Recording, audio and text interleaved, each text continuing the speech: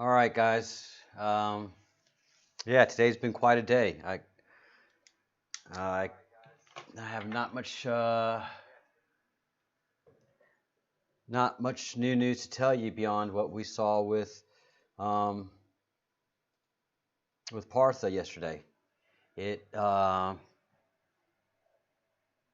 it's really disturbing the level of deceit and disinformation that that's not disturbing. I shouldn't say that because they're doing their job. They're protecting as best as they see fit. That being said, and you can't tell the public, listen, there are going to be two comets and they're going to smack into each other, um, and don't worry. So the level of disinformation is obvious to me. I've made it obvious to you, and it's impactful. I'll it's impactful to what we've been talking about. Is Partha coming back on tonight? Yeah, it would cause mass panic. You've caught on perfectly, Andrew. It would cause mass panic. I mean, we've already seen what just a pandemic would do. People have taken all the toilet paper away from the economic supply line. So I think the pandemic was a good example to teach the world leaders that know what's coming. Okay, this is what's going to happen. But again, I mean, it's clear cut for anybody who has been doing any investigation. I mean, and it looked odd to me. It really looked odd to me that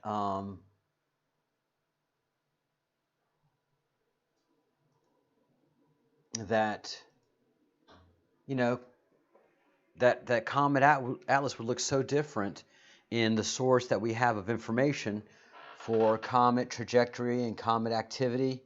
It just looked so odd to me that looks so grayed out, and from all the other ones. But they had to do it because the contrast is what tells you that's a bright, bright, bright comet. They had to keep the panic level down, and this is how they did it. So they made the breadcrumbs project look bad. Fine, but they're doing their job. The information that we've got that we've had on Comet Atlas has been spotty, horrible, and frustrating at best. Um, so no EMP tonight, no EMP. I was researching the comets today and found a book. Alchemy Artist, what did you find? Turn us on to it, brother. Because right now it's an open discussion.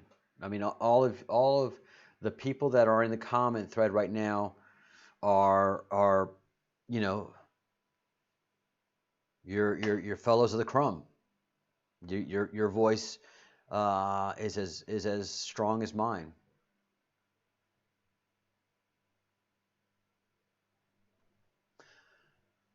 The Book of Truth says two comets will collide.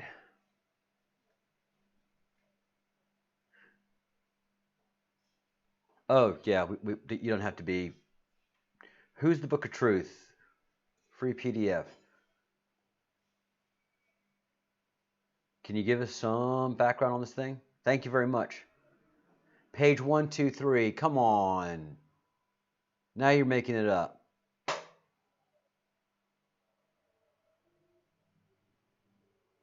Hey folks, today, tomorrow, and the next day, no EMP, and nothing very much to see, because what we were doing all our measurements on, that these two comets, wow, really cool. I mean, who would have thought the timing?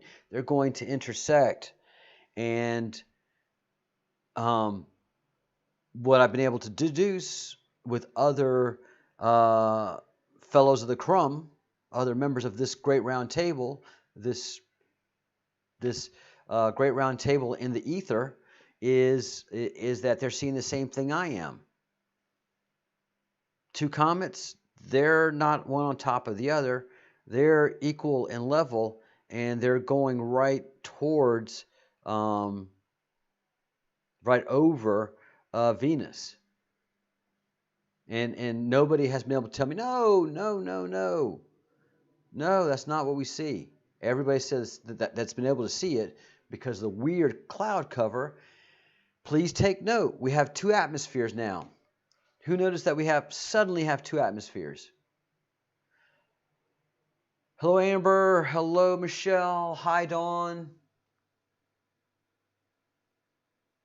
Absolutely. You can take the role of King Arthur. Man, what a tragic hero he was, huh? And I don't want to be Lancelot. And I give Partha Merlin. Who's left? Who do I have to choose from? Hi, Marsha Mello. Hi, PG News. Alchemy, can you give me a little more background on this? I mean, who thinks of comets colliding in a book of truth? So, this book of truth is probably analysis on older writings, the same thing that Partha has done. By the way, that entire interview is already up on YouTube, and it also has the reasoning for me saying we're not going to have an EMP today, because the information that I've been doing my analysis and rendering of conclusions, and this is a master's thesis, a continuing master's thesis for a group of fellows. We're not as in-depth or as able to process wisdom and knowledge to the level of Partha. Man, what he brought in that 2.5, 3 hour lecture was amazing. I mean, he taught us the basics of the astrological symbols. I mean, do you realize how utterly misinformed we are in the West? We see the astrological symbols and astrology in a manner that is insulting to someone like Partha, who understands astrological symbols, their representations, activities of other astrological symbols as they move through different, what are they called?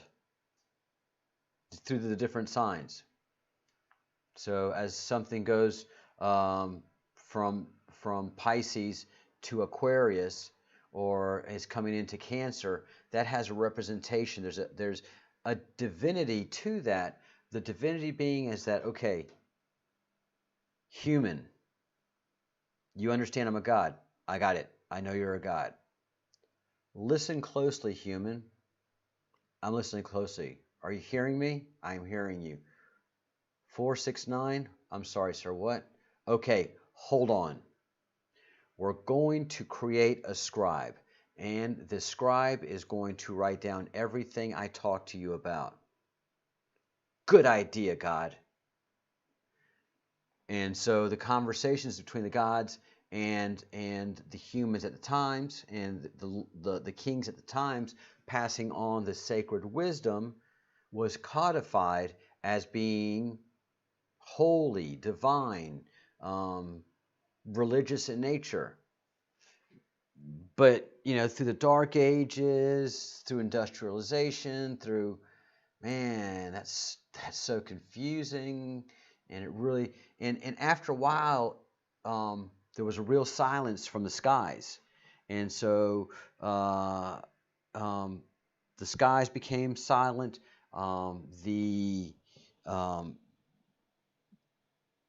During, right after the time of Christ, when Christ was upon us, the Jewish culture, just everything was just wiped out by the Romans, and all of the old traditions. I mean, they tried to, blend in, but after a while, just the Roman gods took over, and then Catholicism.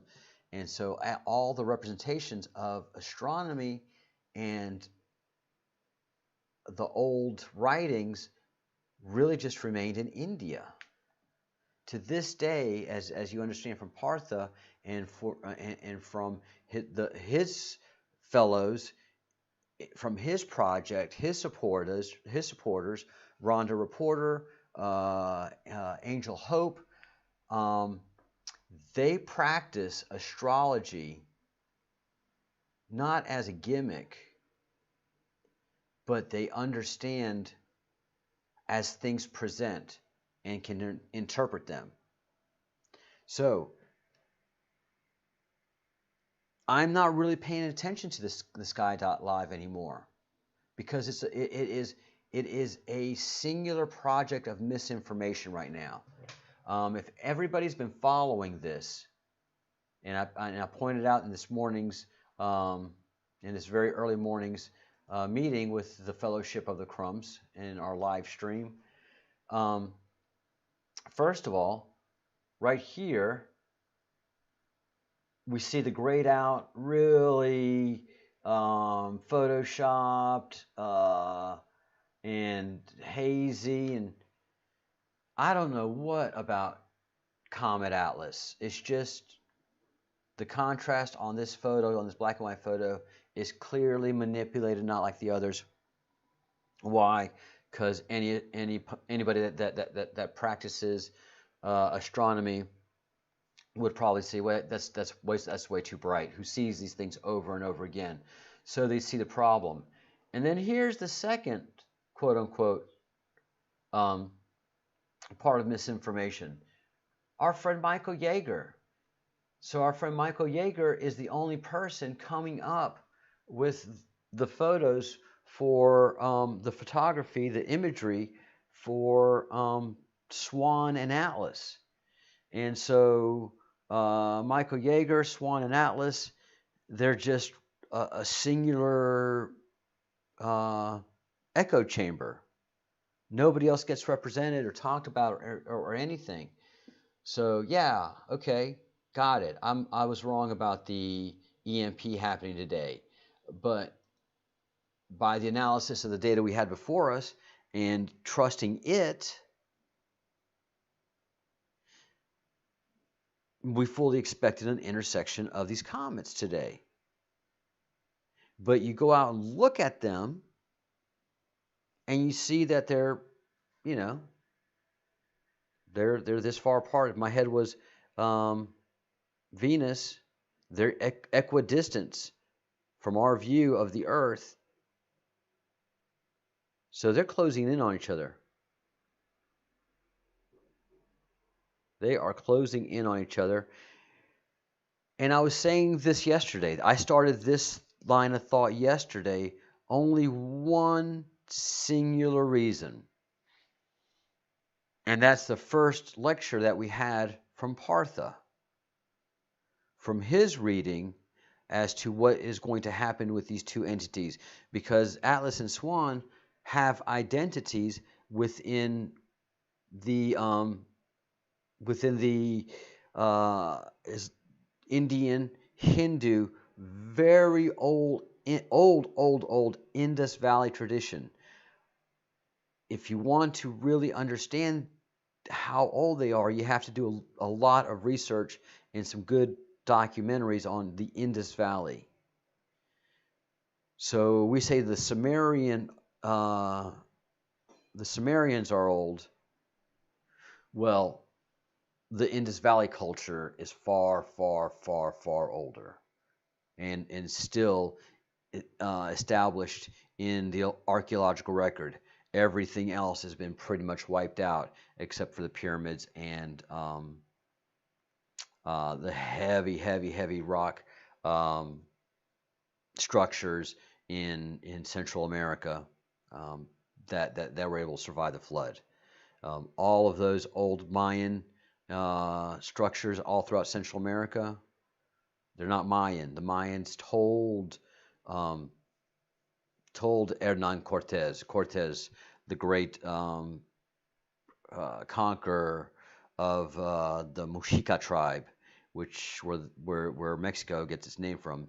The Muxica tribe dominated um, the Mexican uh, Central American area. Basically, they were the most vicious, the most dominant, the most vicious um, Central American um, tribe, for lack of a better word, because the civilization was pretty much the same. And they basically migrated, they say, from the north, and then they found all these old ancient stone structures, and they repopulated them, much like it is said about the Egyptians, um, that there had been a very, very much older um, culture that predated um, the pharaohs that were new now, the post-flood pharaohs.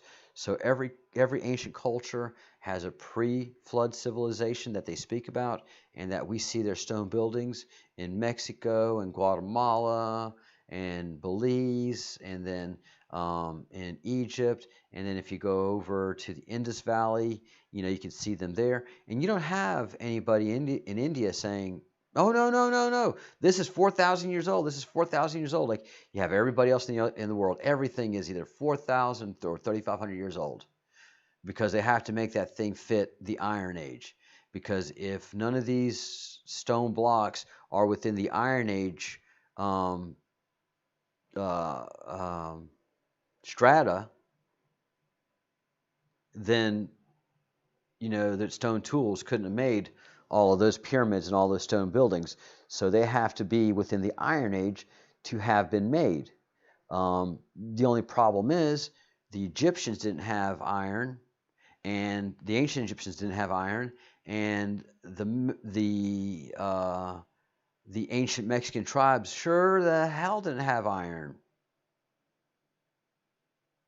because Cortez came in with iron galore and just came like a sieve through straw, and just wiped everybody out, because they were stone tool culture, but they had these massive, massive palatial stone palaces, but no iron, and this stone had to be chiseled out by iron, and nobody's allowed to make that one-to-one comparison. Partha and I have no problem with that conversation, none whatsoever. We have no problem saying that those stone buildings in Central America are far older than the Mayans, and there were many other tribes around there too. So we have civilizations that were pre-Iron Age, that were pre-flood. They were so massive and heavy that they withstood the massive flood surges that in fact occurred. And what can you say? That they survived, and then with the repopulation of the earth, they re-inhabited these structures, except for the pyramids. They couldn't restructure themselves into the pyramids, because there were no access tunnels to get into those things. So we have older civilizations. And all of these civilizations have immense. I mean, they're uniquely aligned to the stars and the constellations. So all of these ancient structures and buildings, and the old writings from the Sumerians onwards, and the Indus Valley with the Vedas onwards, all speak of the stars and the constellations, and how certain comets will have names, and they're told by stories that you can retell and retell and retell, that you don't have to go, what, who? Everything has a name, everything has a reason, everything has a tradition, everything has a structure. Why? Because it's real. And everybody who's followed this channel has been following the mystery of Comet Atlas. It was big. It was bright. It was going to be the most crazy, wonderful thing, and all of the astronomers of the world were prepared to look at these things, and we have new telescopes that are going to be able to give us such new and wonderful science, and nothing. Then suddenly, this thing is supposed to have torn apart. It did. From any photos that you want to see, that did. We didn't see that. Andrew and I didn't see that when we were following this thing and able to see it when everybody else in astronomy was telling us, no, you can't see it, but they were able to see it too. Ray was able to see it with his own eye, but he couldn't speak to that, right? So because he's not allowed to, because the minute he starts buying into what we're talking about, well, his buddies in the astronomical community will cancel him. See, that's the problem. Once you start thinking in these major communities for yourself and start observing things and trying to bring these conversations in, they cancel you. Guy, you can see it in my comment thread. 22nd, nothing happened. 23rd, nothing happened. You're an idiot. So, watching cancer. Hi, Partha. How are you? Good evening. Watching the cancer, are you? Thank you so much. I'm lagging. Oh, you know why I'm lagging?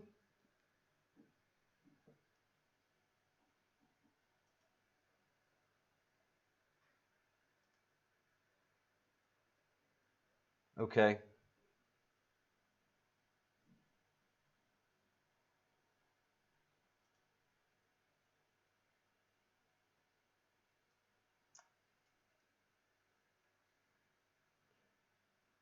All right.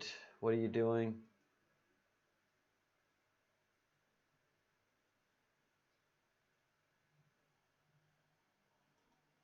Sorry, guys. I'm doing some tech support right here.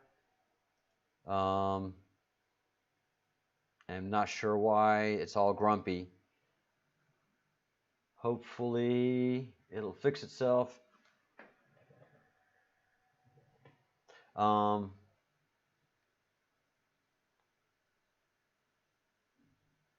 Systems, what do you have to say?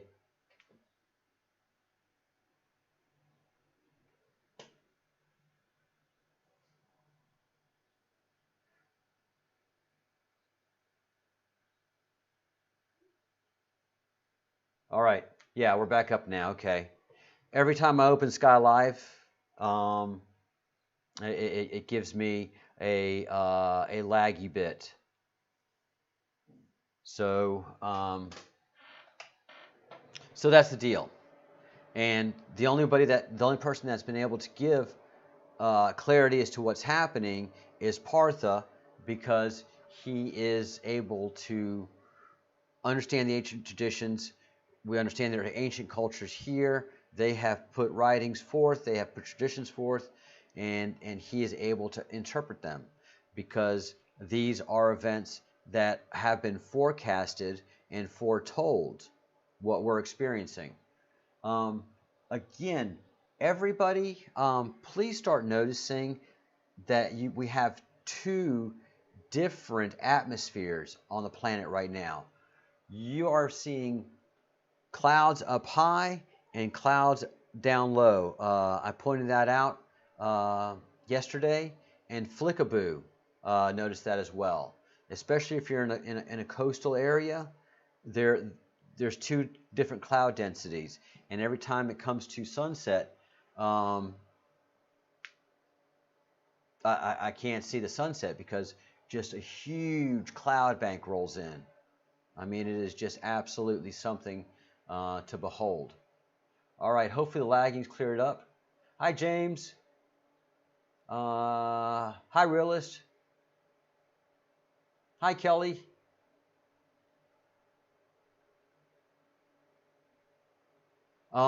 Yeah,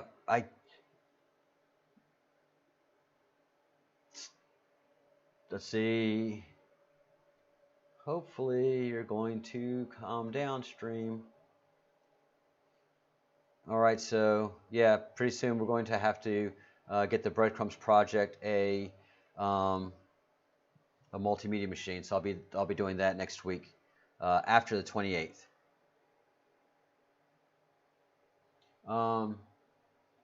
So Partha is the one who opened my eyes to this possibly happening on the 28th, whatever's going to happen. And so I'm saying, all right, I see it, because I know the electrical fields of the comets by how I understand things have touched, and that's the loud booms that we got on the 20th, which is in the area of prediction. And then, the intersection of the 23rd, I mean, it had to develop something. Well, they're not like that anymore. They're actually like this. So Partha, said that the comet has a representation, and the representation of that god wants the head to join the body. And I'm not going to go through all of.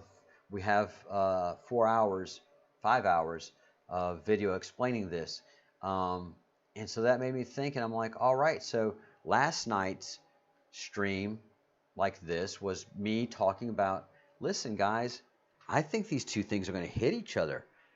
What are the chances of that, man? And Partha says the same thing. Listen, I think these two things are going to hit each other in the sense of the body is going to rejoin the head.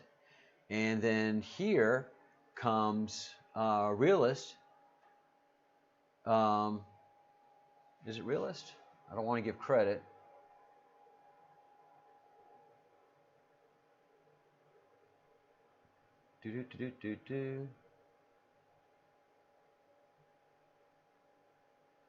Y'all are a chatty bunch, you know that? No, it was Alchemy artist, who says, I've just picked up a book, the Book of Truth. I've just read it, and I have two comets colliding. How?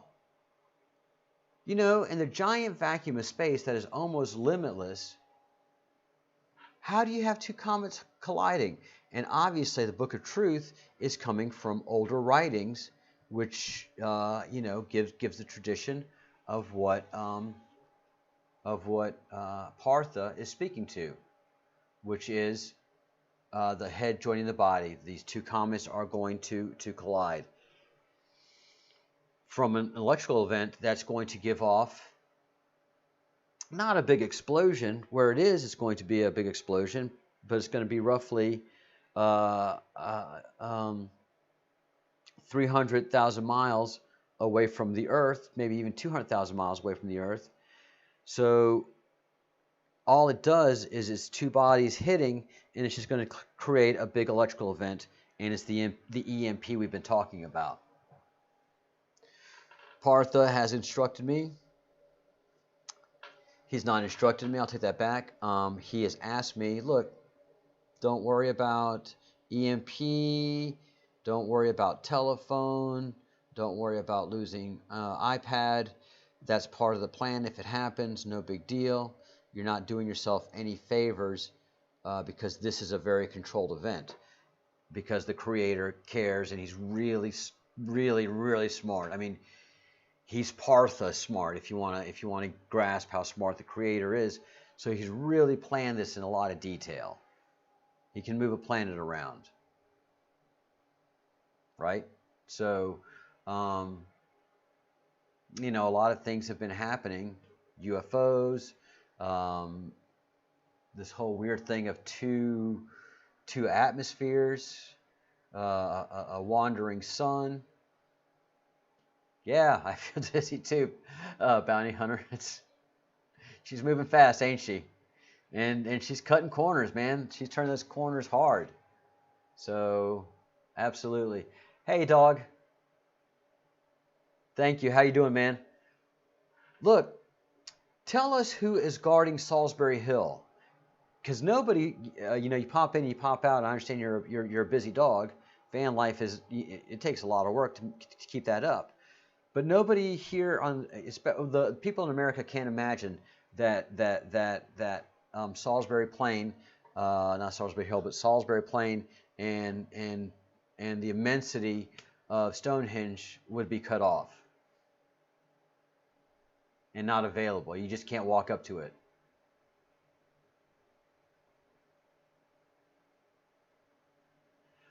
Morin, we're thinking the 28th. And I'm saying the 28th. I'm not saying we.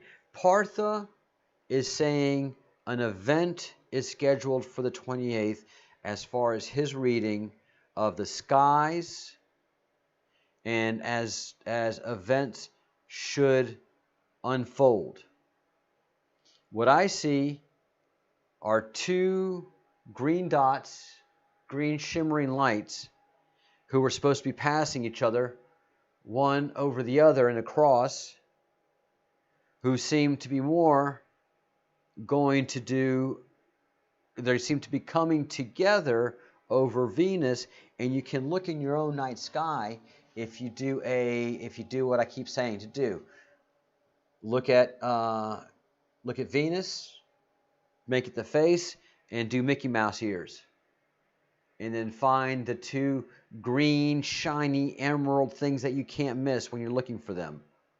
So it's shiny. It's because they're going rapidly through a very electrified environment. So they're creating gigantic storms of static electricity. And that's the coma that we see. That's the brightness that we see. It's static electricity. So they're barreling through, and we don't know what they're composed of, but they are reflecting green in the sky as opposed to the usual white that most comets present in.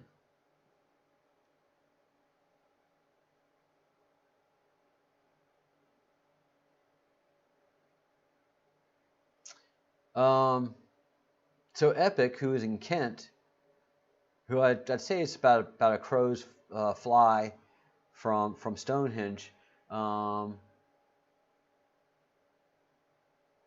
has been shut for a while now. And Epic is also saying, again, he's a man from the general vicinity, that'll be private security, which mean gung hos that don't have any answers. They're just not going to let you do what you want to do. So they're hired hands say, look, you got to keep everybody out of here. We got the COVID. We don't want these giant stones from ages that we can't even understand. They're 4,000 years old because everything, according to archaeologists, is 4,000 years old. Why is it 4,000 years old? Because it's got to be at least Stone Age. Why? Because they're big, massive blocks. You're not going to chip that out with stone. So hired security. Don't let COVID infect these national monuments that are Stonehenge. And private security is like, oh my, yes, national security.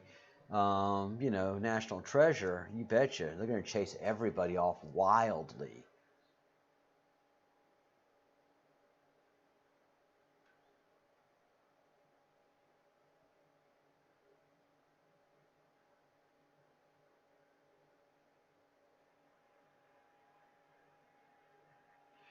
Hey, Alison Brown, what did you notice in Wales? Okay, so it's been cut off since the 1980s for no good reason. There are massive monuments, massive monoliths, but they've withstood ages, but now they can't. Okay, I get you.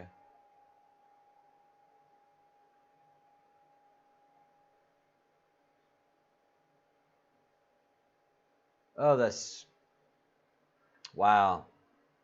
Wow. Okay. So, frankly, maybe the sun's been wandering for a while.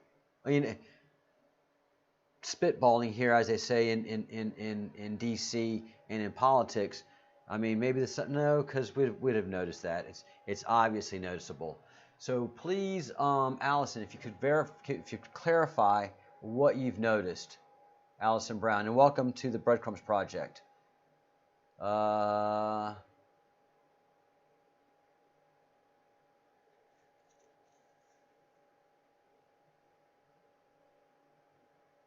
uh, Partha, Epic, do you mind putting up a link to Partha's channel? Partha is a YouTuber, a fellow YouTuber who has a long and distinguished um, a YouTube channel that talks about all the things we've been talking about, so you can get caught up. Hi, Doreen. Hi, Dawn.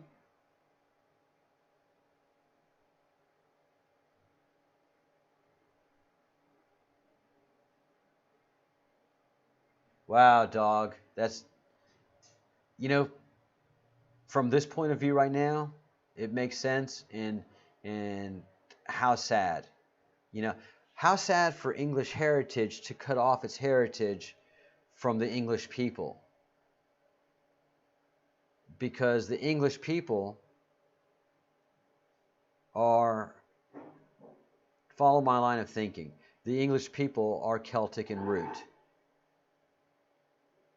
Stonehenge is a national monument, one that should be learned and taught and learned and taught and learned and taught. And just like Hebrew was revived, just like Partha is maintaining the Indian tradition, even though modern technology has really taken a club to all of these great wisdoms. England should be not restricting Stonehenge from the people. They should be studying it and teaching it. You know, and it's kind of funny because, oh, the Europeans, how they love to tell Americans, you stole America from the American Indians, and then you cut them off from their tribal lands, which is not true. Most of the American Indians, as it was settled after the Great Wars, most of the Indians did not want to fight those wars, and they just wanted to negotiate with the white man because they were expecting the white man. The Hopi, who were the priestly tribe of the Indians, and all of the Indians expected white man because it was in their oral tradition. The Hopi did not fight the white man. And when the white man came there, you know, they came to expand, and they didn't come to do damage. They just wanted to look for new lands for themselves. They didn't want to interfere, and they were going to bypass the Indian lands and go to California, which, you know, was pretty wild and unsettled. So they were passing through. It's just some Indians, you know, Blackfoot and other Indians were really pissed about the whole thing, and they said, no, we're not going to go the peaceful way. We're going to fight this white man because we knew they were coming.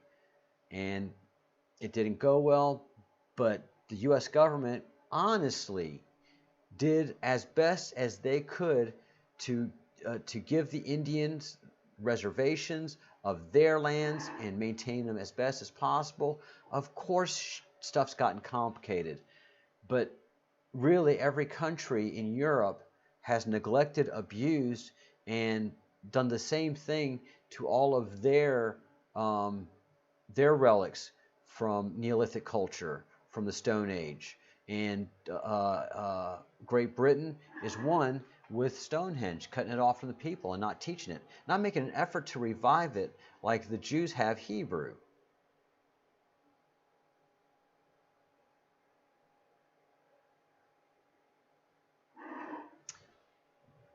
Partha, can you leave a link to? Can you give us a link to your page, to your YouTube channel, please? And I should have it here, but I'm not messing with my laptop. It's grumpy.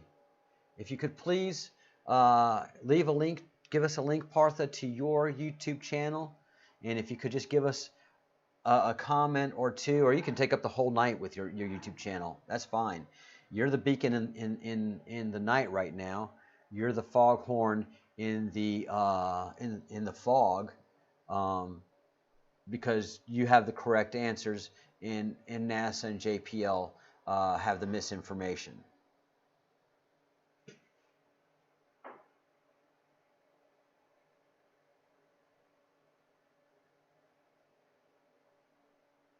All right, yeah, Parthasathe V. Just type that in YouTube, and I think if you just type in uh,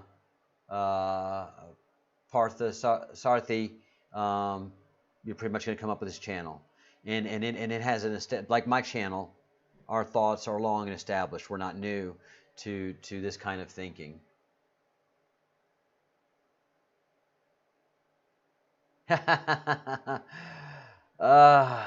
the cat bowl is going to be good today, my friend. The cat bowl is going to be good. You know, I feel relieved because Partha has given great description. You know, like when you're given directions to go to somewhere you've never been to before, which is exactly where all of us are right now. Partha has given great direction, given great directions. This is going to happen here. This is going to happen there. Don't worry. The Creator is a great creator. Things are going to get messy for a little while. They're going to get crazy and chaotic, but you're going to be okay. This is not a damaging event. He and I both agree that Revelations in the Christian New Testament is just, it doesn't go with all of the ancient traditions that both he and I studied. It's very much if you're looking at statistics, it's an outlier. It's a way outlier. It's an outlier like the Earth is compared to any other planet that we've seen outside of the solar system. We've seen tens of thousands of planets now and have made analysis and what have you. And there's one super outlier. You know, you have all the planets that kind of go here, and there's a super outlier here, and that's Earth.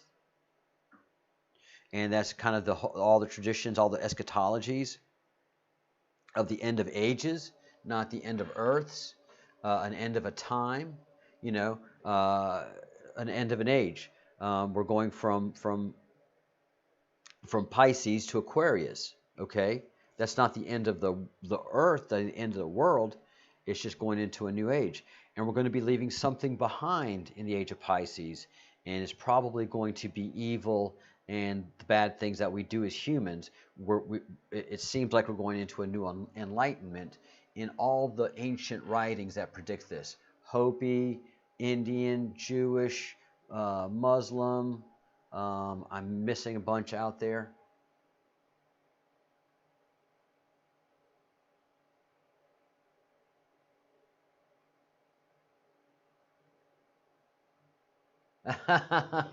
Rum.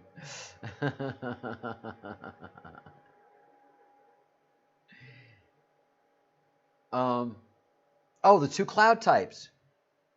Thank you, Allison. Very cool. And I thought that's what you were referring to. I just wanted to make sure. Yes, go outside, folks. If those of you who are you know, your quarantine allows you to step outside, and you're going to see two distinguished cloud types nowadays that were never there before. I'm a cloud watcher. I've been on. I was living on the beach for 5 years, on an island, and you know there's not much to do there except drink and look at the ocean and look at the beach and look at the water and look at the clouds and just sit and ponder, which I had no problem doing. I would sit on that beach and just think, and look at the clouds. Well, I've never seen clouds like these. That indicates two different pressures going on the you know, in the atmosphere, which is functionally impossible. And it's been doing this for the last month now. All of May, I've always had two different sets of clouds going on. You know, the upper strata clouds, and then this dense layer of clouds, and it is always following the sun, oddly enough.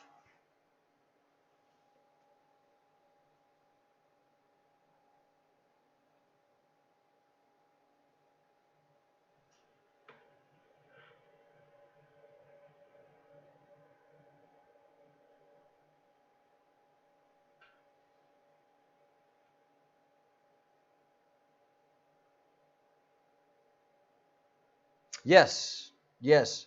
um, uh, uh, the magnetics that they've done on Stonehenge, there's much deeper going on. You know, Stonehenge. Yes, yes. I know we're talking about Bounty.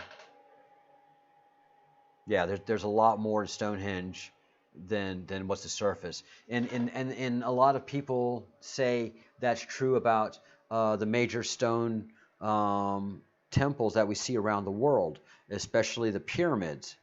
That uh, they're building more monumental coverings on something that was very holy, old, and sacred. And so all of the ancient pyramids have an older underground chamber that is really old, really rough cut, really unusual, and then everything is kind of built on top of it. So yeah, so you know, a lot of monuments that we see on the surface now are built on top of older monuments.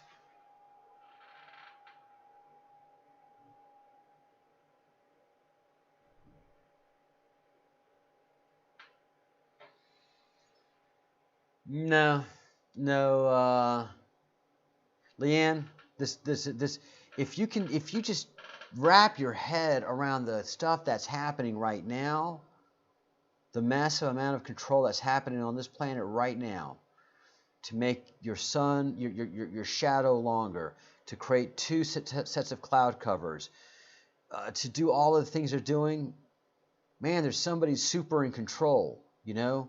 There's somebody super in control of this whole thing that is not going to let too many eggs fall out of the carton. No, there's nothing that Partha and I can see that's damaging. So if these two comets do impact each other, which let's go ahead and just say that they do, then that event happens way outside of our space, and there's just no debris that's going to come to the planet Earth. And we know what happens to meteors and meteorites that do try to come in through our very dense atmosphere. It won't go well for them. What could very well happen is the EMP. Will the EMP damage satellites? You betcha. Could it damage our cell phones? Maybe.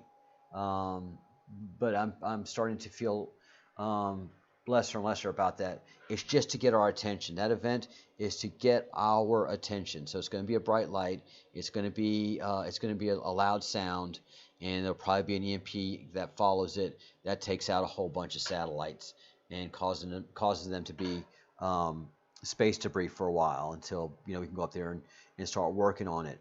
But everybody's going to know that something's happened and something's got our attention, and that's probably when we'll start interacting more with the UFOs, I would say. Essex. Yeah, so I haven't been able to see the moon, but every single person that talks about the moon says something is not right with the moon. Something is up. I'm not a moon watcher because I go to sleep early, so I've not been able to look at that. Let's see.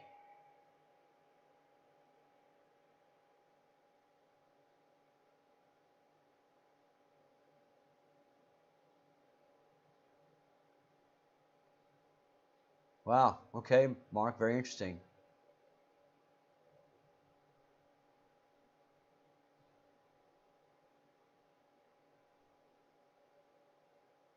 Wow, Mark. Yeah. I think you had commented earlier on that.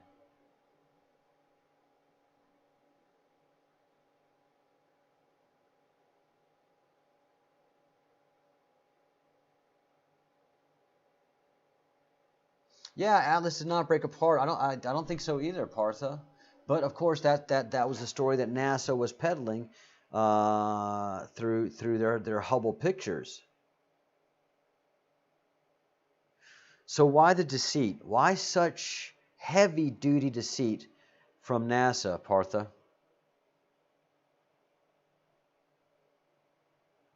I mean, there's got to be a reason to work so hard to provide so much misinformation. And the SkyLive.com right now is nothing but misinformation about Atlas.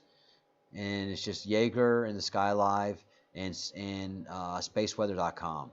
You know, it's just that echo chamber that's providing in all the information about comets, not NASA, not JPL, not the European Space Authority, none of the usual suspects that should be doing it, that are paid to do it.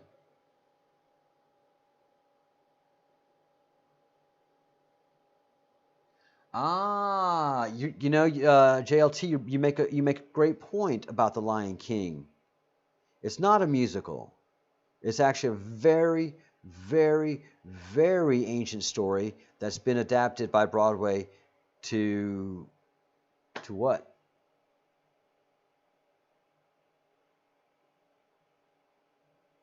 Hide as long as they want, but they're still not able to deceive totally all the time. I get you.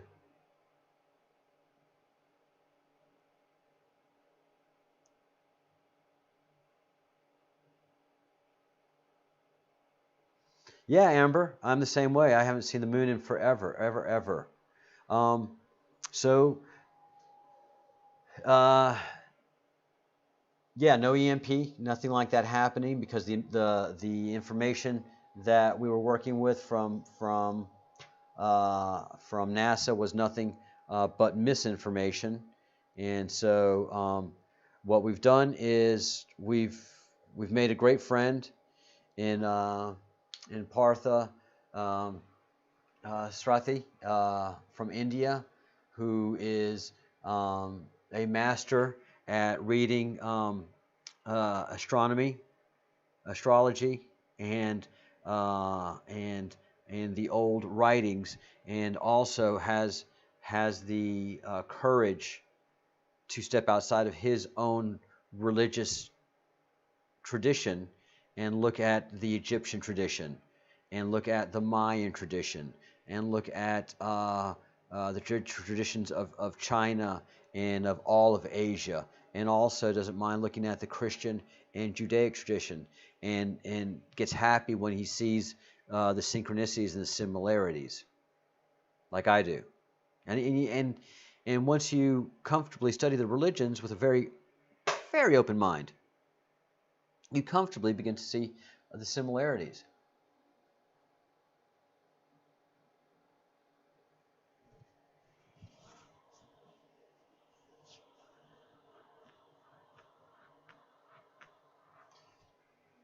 Huh.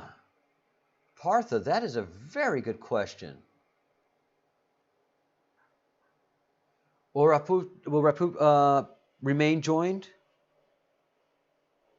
Will the head remain joined to the body? What does the tradition say about that?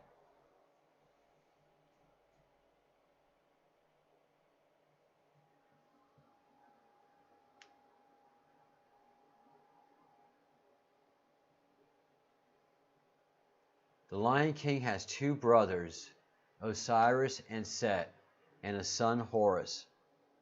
No, and we were talking about the space movie, the Indian space movie, where the leads had astrologically symbolic names. Yes, JLT. The answer to your question is yes, they will be joined. And Partha, thank you for the long class yesterday. And let's talk tomorrow morning via Skype, and just see how your day is going, and let's get together. Let's try to get together every day at some point in time, and keep the classes going, and keep the freshness going, if possible. We are grateful. We are very grateful for your time and sharing your wisdom and educating us. I am not a moon follower, so everything y'all are writing about the moons, Ben B, I don't think so. I don't think so. I I feel much more comfortable now about the size of this EMP than I did day before yesterday. Because now if I see these two comets colliding, then I have a good sense of the magnitude that this could possibly be. It'll be really hard on the satellites um, that are circling the Earth. So communications will probably shut down mostly in many ways in many different areas, but the electricity will still remain. Local communications will still remain. Terrestrial radio will still remain. So I think the electricity. I know. I have a very. I know that the electricity is going to be okay. It is not going to be that much of an EMP event. It's not going to be that strong. Partha, who also has a background in electronics, um, has reassured me in his sense as well that he doesn't think it's going to be a major EMP event. Is it going to be loud? Yeah. Is it going to be bright? Absolutely. But the EMP is going to be relatively soft.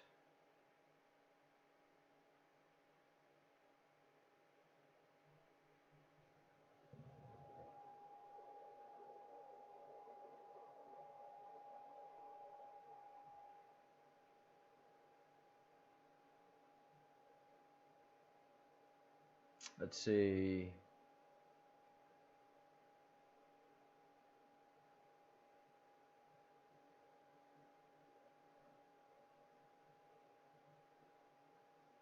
No, Mohammed, we don't have a 24-hour lockdown in the middle in America, and I am in Spain, um, and I'm not having a lockdown. What?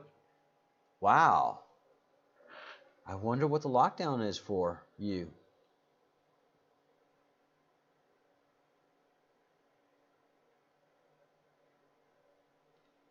0% yesterday. Another dark moon. There have been a lot of dark moons.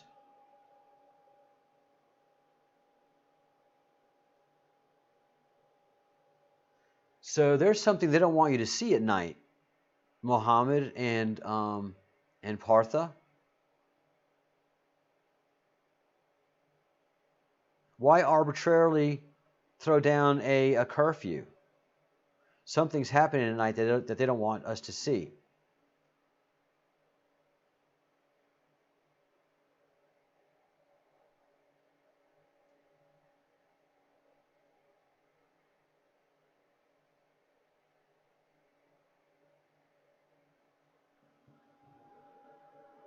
Um, because of C-19. Maybe so.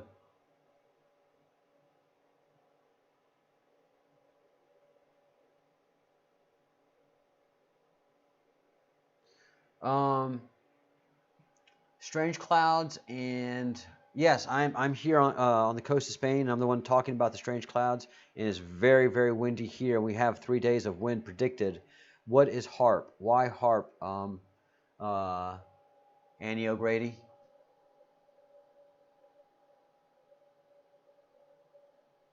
Yeah, Robert. Only 24 hours for the COVID.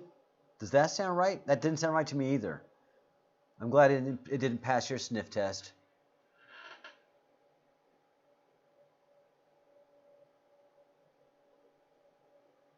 Yeah, we've been in quarantine, but not curfew. So curfew says you don't go out at night. In lockdown, I'm sure it's the same way. But just for 24 hours for COVID, that doesn't sound right. It doesn't sound right.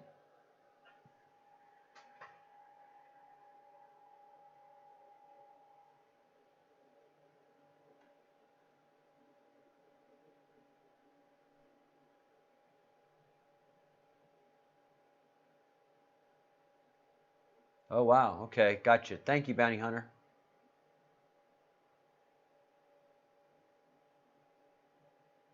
Uh, well, Michelle, you know, again, I'd still, take the precautions. You know, when you see the bright light and loud sound, we feel much more comfortable now that these two things are going to hit, that we're going to have a bright light, loud sound, and an EMP. So I wouldn't be making a hat just yet. Wait till the end of the month to make any decisions on your Faraday cage.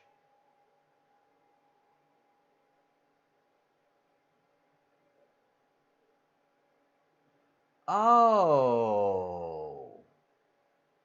Well, now I know why you're mad, Andrew. Of course, you're insane. Half Irish, half English. That's a recipe for disaster. What could go right about that? Oh, the family discussions must be now. Which side of Ireland? Because Ireland is not one country per se. So that also has a lot to do with how the family discussions go and the Christmases.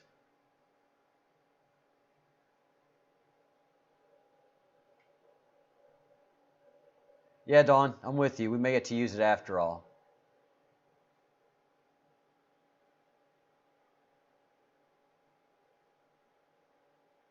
Yeah. Indian police have no problem taking a stick to you, man. No problem whatsoever.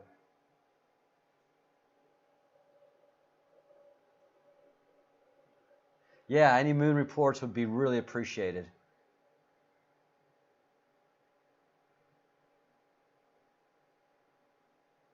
Mohammed, what did you just say? Mohammed, you said your government is expecting an EMP on the 28th? What?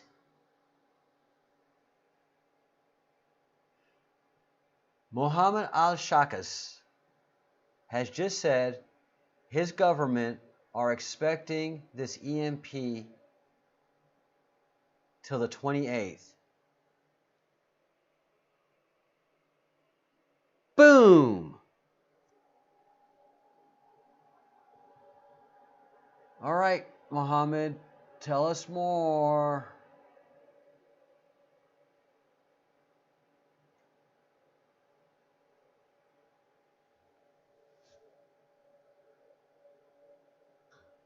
Yes, yes, yes. Your prophet has been very, very clear on this.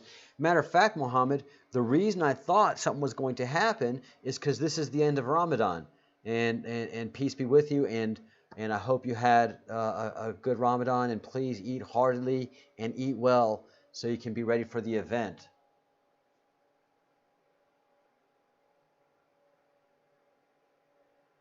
JLT, you are the master of understatement. Interesting, Muhammad. What do you mean interesting? This is amazing.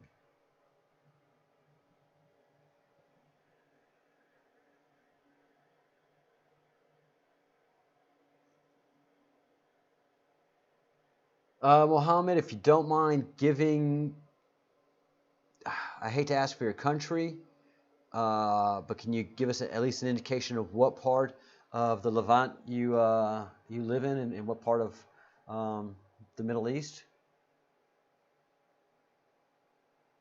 That is insane. So here we have the U.S. government that has been setting themselves up for an EMP.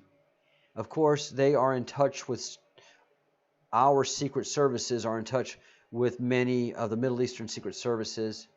Um, and so the word has spread through the secret services so much so that a country in the Middle East that is obviously well connected to the U.S. information stream is predicting an EMP on the 28th.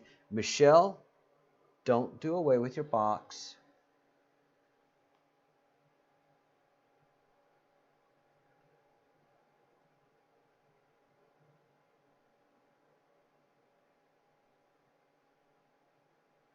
Wow. Wow, wow, wow.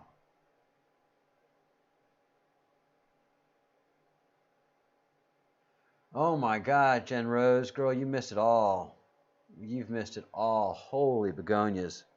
A 3-hour interview um, this morning with Partha, which is just mind blowing.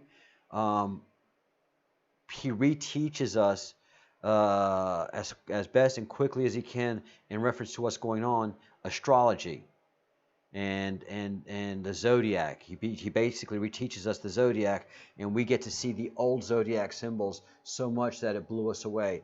So it's up today. It's a 3 hour long. You can skip through it a good bit, especially when I start to bloviate and get to Partha. Whenever you get to Partha stuff, you just stop because he goes to town. The only time I stop him is for clarification, but he teaches us the zodiac, what it means, and why it's important today. Oh, Muhammad probably left us. Good night. Good night, Partha. Thank you. Namaste. Thank you, great teacher. I look forward to talking to you tomorrow. Please rest deeply and rest well. Good night, my friend. Everybody, say good night to Partha.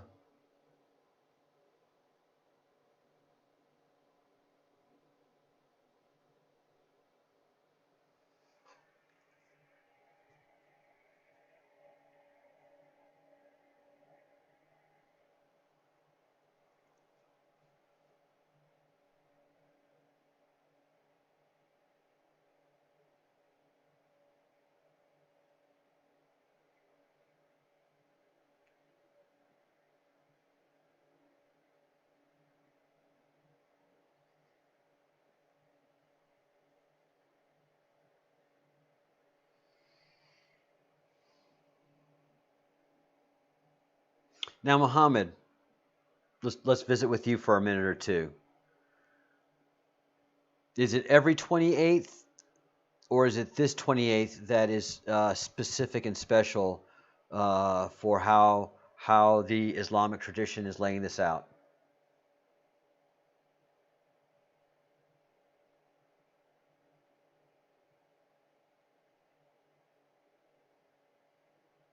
Thank you, Voices of Truth. Yeah, there's been so many places that have not had a moon, and they've mentioned it, but nobody looks at the moon anymore.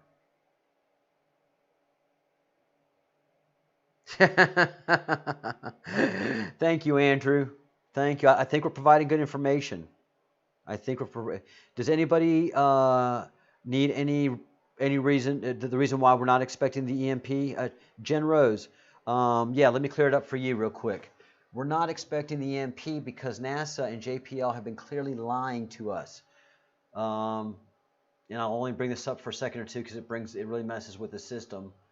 But so if you look at this picture of the information that we've been getting from JPL and NASA as far as Comet Atlas and Swan goes.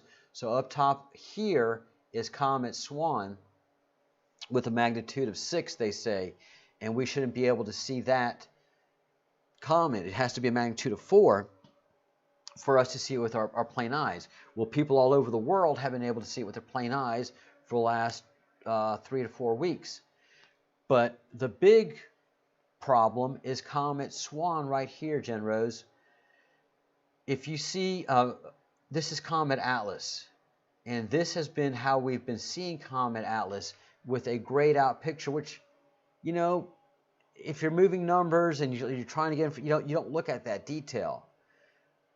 But look at all 4 other comet photography and imagery. Well, they all have the same imagery. They all have the same coloring. Obviously, the imagery for Atlas has been doctored, and it's been like that all month long, because I remember seeing it grayed out like that. Why are they making it gray? Because they're messing with the contrast. They don't want us to see how bright it is. They've told us Comet Atlas is broken up, it's rejoined, you can't see it, we can see it, you can't see it with binoculars. Lewis, a frequent commenter and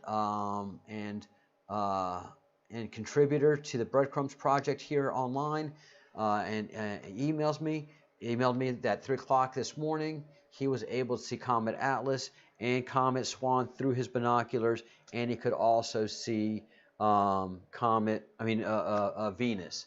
And, you know, this just tells me that at the rate that I'm seeing them come together, that they're probably going to pop. They're going to hit each other on the 28th. And then we have a great ancient tradition, which is Islam, that is saying the same thing independently.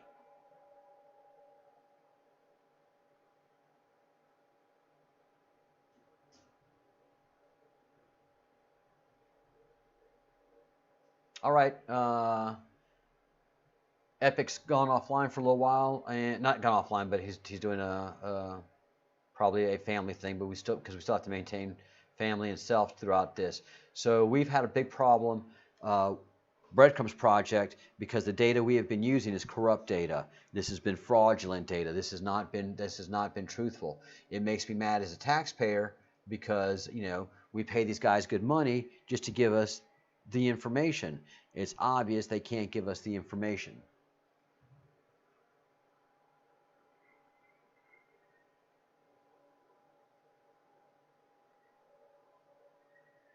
Dave, you're right. I mean, it's so much conspiracy.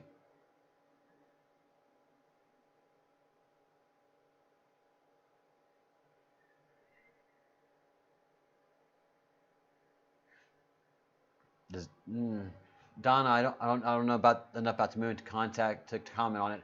But hi, Donna Johnson. Welcome to the Breadcrumbs Project, and Mohammed, welcome as a contributor to the Breadcrumbs Project.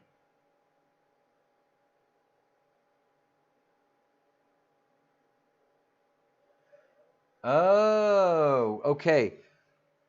So what Mohammed is saying is that this could be a very electric effect, and in a sense of electrical engineering, there could be a heavy amount of lightning. So if you keep your head down, you're not going to arc with the atmosphere. Very interesting. Good word, good advice.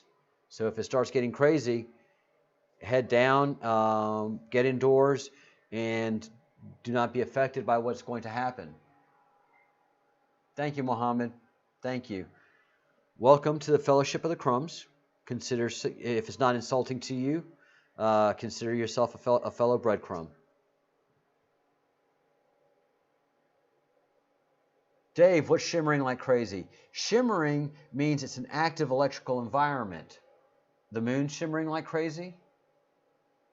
Mohammed agrees the sound will be huge, and we've had huge sounds in New York, Nevada, but it was recorded in India. So we have an idea of how loud the sounds can get, and that was on the 20th. So it's the ancient, it's the old traditions that are giving us the warnings that we need to heed. All right, guys, the 28th. It started yesterday, started the day before yesterday when I started moving my needle, and yesterday I agreed to the 28th. I didn't have good reason why, but now the Indian tradition and the Muslim tradition is saying the 28th, keep your head down. Thank you, Muhammad. And he is also saying, like all the other traditions are saying, that the sound will be huge. Fantastic. Send us mad. Yeah, if you're not ready for it, yeah. If you're ready for it, it's going to be intense. If you're not ready for it, it's going to solidly mess you up. You are right. You are right, Bounty Hunter.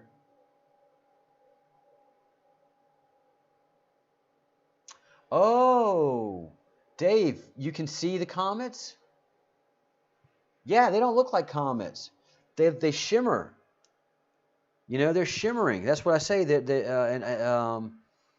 It's the massive amount of static electricity that they're interfacing with. So yes, Dave is looking at the comets. He is able to see them, and they shimmer.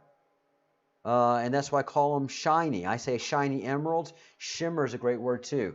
We'll get a thesaurus out. We'll get the descriptions going.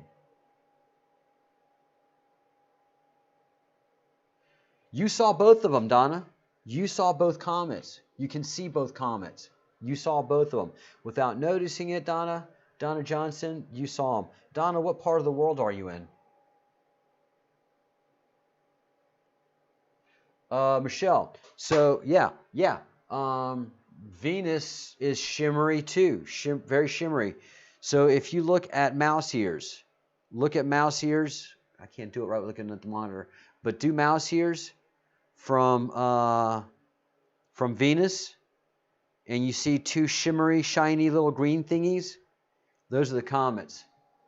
Great. I'm glad you can see Venus. And Michelle, are you in New York? I think you said you were in the Northeast. Again, thank you, Mohammed. Thank you very much. Even if you're in a building, put your head to the ground. All right. Good advice. Follow it. If you hear a loud sound, put your head to the ground. I'm doing it. I will be prostrated. You betcha. You know, there's no atheist in a foxhole, and there's not going to be an atheist when the loud sound happens. I'll be prostrating.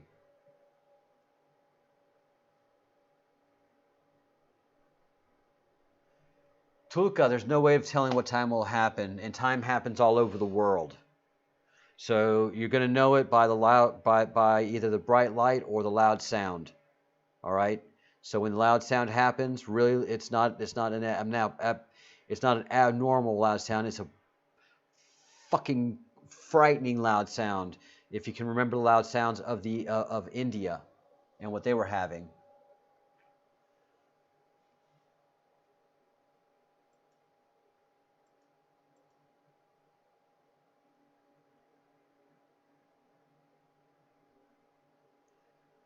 All right.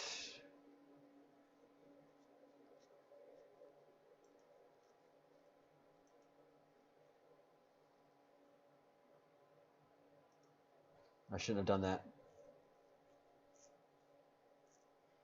All right. I'm buffering again. Sorry, guys. When I look up some stuff on the internet, it gets to buffering. All right. I should be back good now. So thank you very much, Mohammed. Oh, you're in Virginia. Okay.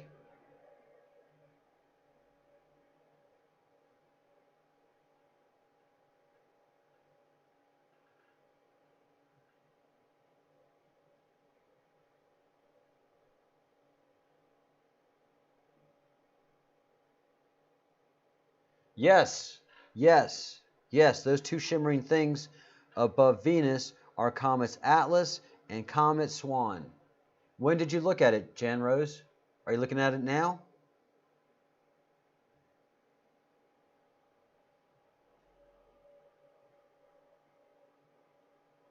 Those two shimmering things are the comets. I love it. I love it. Yes, those are.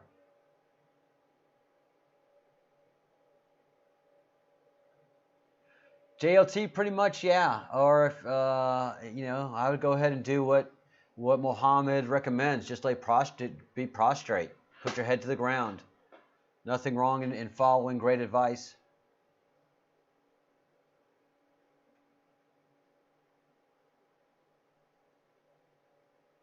Wow. Okay.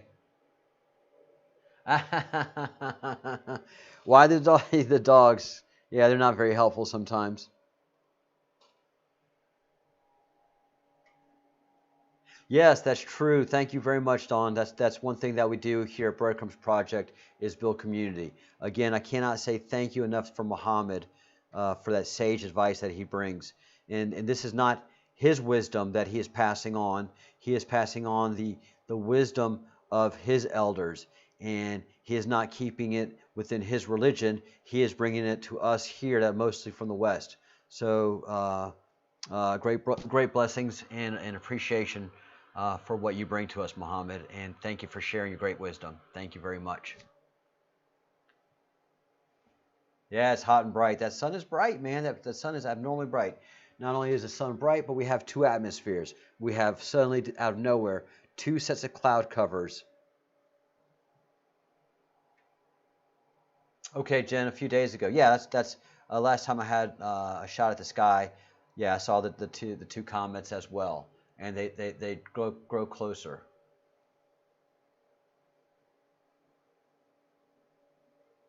Bounty animals are already sensing it. Birds are acting weird. They're getting up earlier.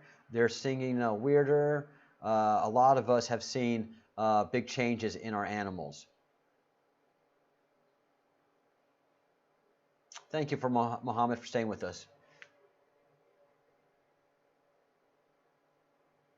No, there's no place to go. You have to use your own eyes. You can't trust the information that's coming out because it originates from NASA and JPL. Those are the only places to get that kind of information. So nowhere we can track it. The only thing you can use is your own eyes, and just know that the 28th is a date that Islam has set, that Partha with his own reading has set, ZZZ, who has his own way of coming up with dates, and has been arguing with me for the past month. ZZZ and I have been going at it all month long, and he won't stop. And then finally, I agreed with him yesterday, and now I don't hear from him. So ZZZ, 3 different people, and now 4 with Muhammad, have been saying the 28th for all the different reasons, but have felt strongly for it. So I'm number 5. I'm saying the 28th. And just because people have taught me it, but also because I see those 2 comets coming together. Holy crap. I've got to go on, I forgot. I'm going to be on Info Hub tonight, doing an interview and trying to find out why we're getting bad information from NASA and JPL in reference to these comets. No, James. The sun is abnormally bright. I've lived on beaches. So I lived on a beach, Pensacola Beach in Florida, and I'm a sun hog, man. So I would never I just lay out on the beach in a chair and would never use an umbrella. I've got Latin skin, I've got Spanish skin, so I tan and I get darker and darker, and I just sit there and I'd sun gaze and it'd be great. Now you just can't even look up at the sun. So Pensacola Beach didn't have any pollution, and I'm here on the coast of Spain, and my air gets cleaned out. I'm on a peninsula, and just like I was on the peninsula in Pensacola, Florida, peninsula here, super clean air all the time, no pollution. I could gaze at the sun when I was walking around. Now I can't even look at it now. I mean, it hurts with sunglasses to even look at the sun. And whenever you see a flash, I mean, you see how bright it is. The sun is abnormally bright, and it has nothing to do with pollution.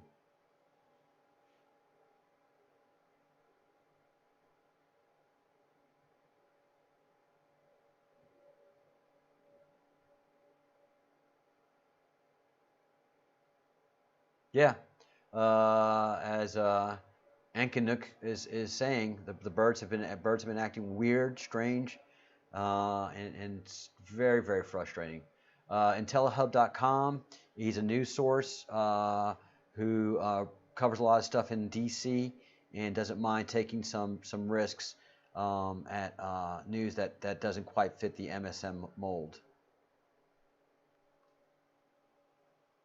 IntelliHub.com.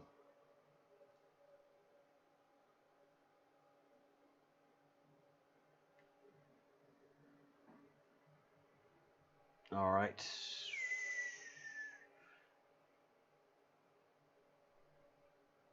The powers that be do know what's imminent, what is imminent.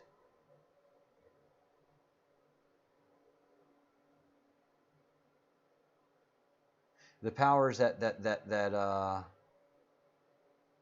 be do know it's imminent because they've been in communication with what's coming.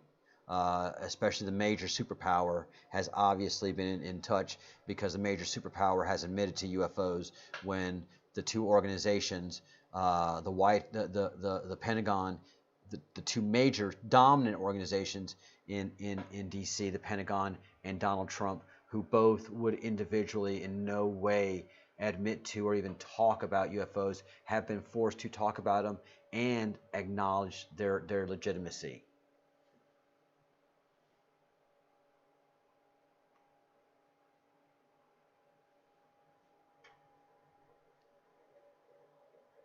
Oh man, I love me some kebab. Oh, when I make it over to the island, you'll have to take me to that shop. Uh, it's not in London. I would think the best kebab shop in the UK would be in London, wouldn't you guys? What would it be doing out in Kent?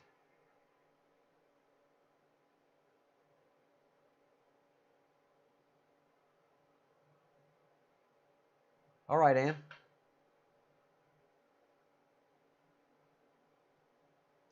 Hey, Esqueleto, how are you? Welcome to the live stream of the Breadcrumbs Project.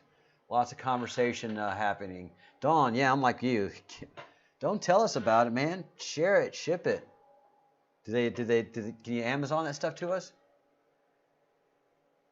Bradford. Large chicken kebab. And gravity was suspended for a short time. Conchita has said it will be like two stars colliding, a lot of noise, a lot of light, but they won't fall down. Holy cow! A whole other tradition saying the exact same thing that Partha has said, guys. And who is saying this? Where is this tradition written? Anne Rihannan, welcome to the Breadcrumbs Project. Thank you for your contributions.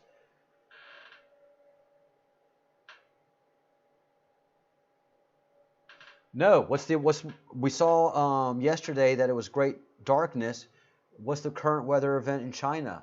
Andrea, I'm sorry. Massive flooding and lightning storm in China. I mean, those have been going on all over the world. Massive lightning storms, massive. You know, and this could be part of the electrical event that we keep talking about.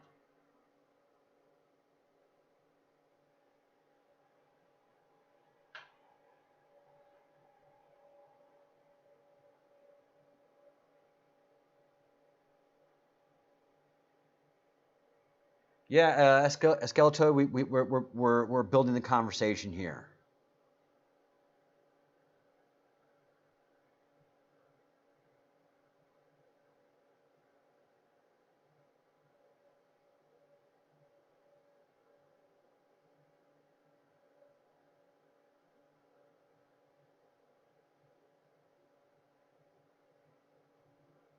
Oh, Garand, yeah, okay, very good, Ann. Thank you. Very old tradition, established. Thank you so much, Esqueleto. Thank you so much.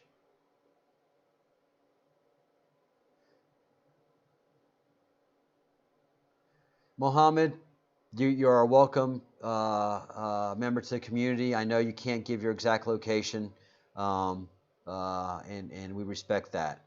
But thank you for sharing your very strong insight.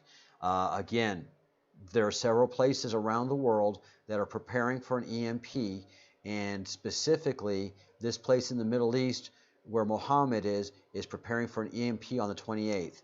They are currently on a 24-hour lockdown, and incredible. Hello, Raul.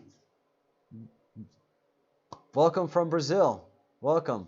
I'm here in the northern coast of Spain. I'm right above Portugal, and I wish I spoke Portuguese to give you the saludos in Portuguese, my friend. Welcome to a growing happy family.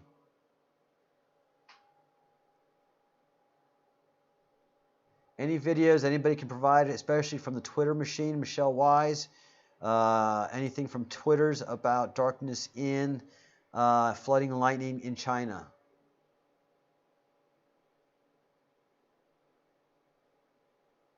"80 sheep killed in one lightning strike." I mean, there have been some massive lightning storms on the Twitters that we've been looking at. Massive lightning storms. A massive storm that hit in Mexico. And as the guy put it, "una tormenta la puta madre." You know, it was not a normal storm this guy had been recording.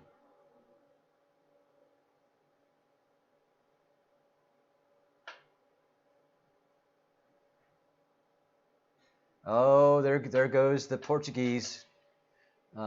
chit-chatting away.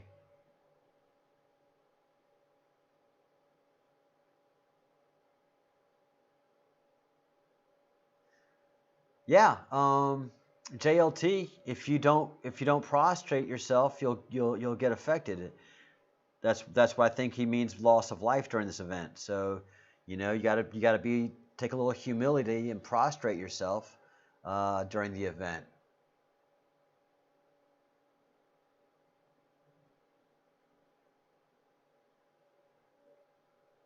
Michael, are you moving out some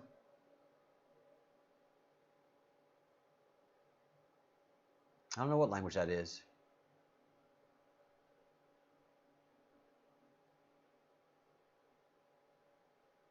Aki Nook says his hummingbirds have been gone for a week. That's not normal.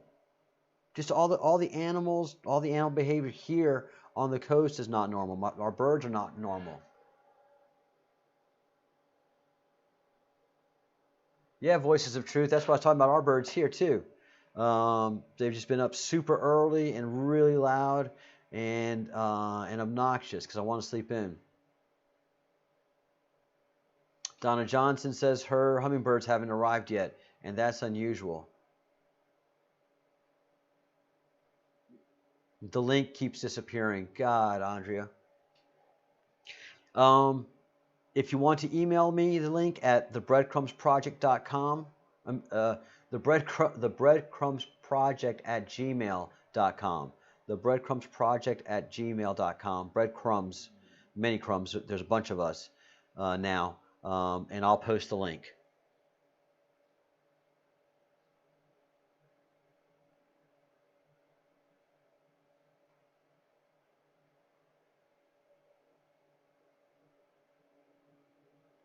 Massive lightning storms over Europe. Crazy. Well, I mean, I have a dual atmosphere here. Zenith, I don't know where you are. I'm in Spain, and I have two atmospheres. I have two totally different cloud covers, one up high and one super down low.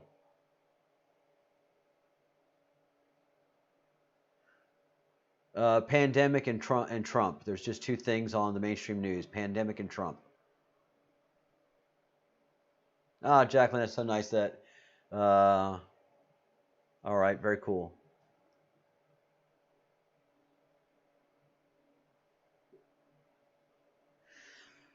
The pandemic, I wouldn't say is just cover PG News. I would say it is getting the population ready for the event. So stopping all the international air travel possible, keeping all the countries in within their borders, and everybody kind of ready for this event, kind of hunkering down. So it's part of the stagecraft, if you will. It's not control in an evil way. It's just getting the crowd ready for the pyrotechnics. It's the stagecraft.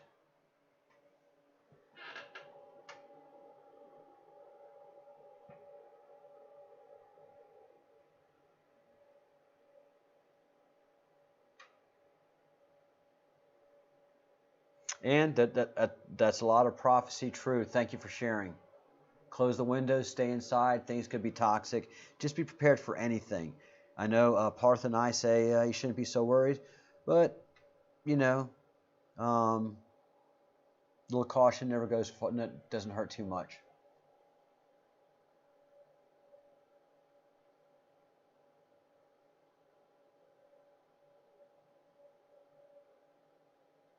Apparently, during the China's yesterday 2 sessions. Yeah, I posted a video and I saw a video of Beijing going dark at 4 p.m. yesterday, and then followed by uh, um, a session of thunder and lightning.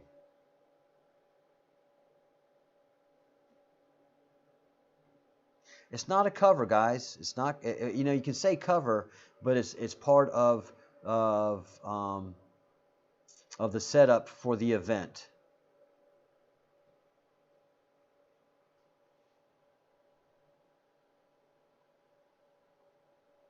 Yes, I've got to do my videos. I have to do, and I can do it. It's relatively easy to do the translation to Portuguese, but for the last 2 days, I haven't had anything good to report. Today we have solid stuff to report, so I'll take the last 2 videos, translate them into Portuguese, and make sure that they're available and talk about it in the upcoming videos.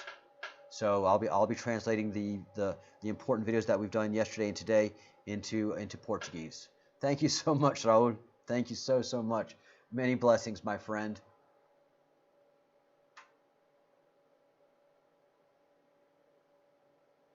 I wouldn't doubt it that the second wave is hitting from Russia.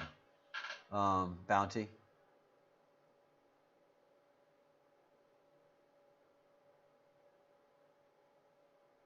The dark winter. Wow.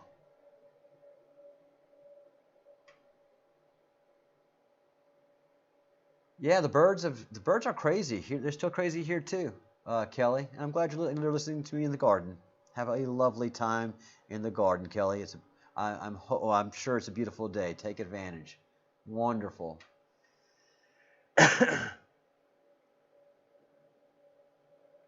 Brett, the sun halos that you're seeing is not done by, it's not a chemical effect. It can't be a chemical effect, quite frankly. Our Earth is just too large. There just isn't that much chemistry. You can sometimes say it is due to a lot of humidity in the atmosphere, but we have two things going on.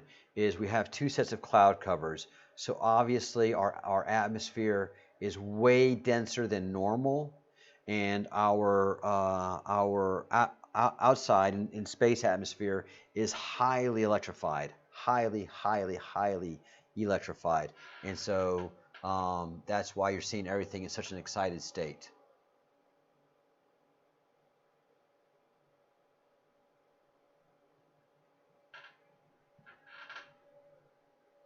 Dave, no.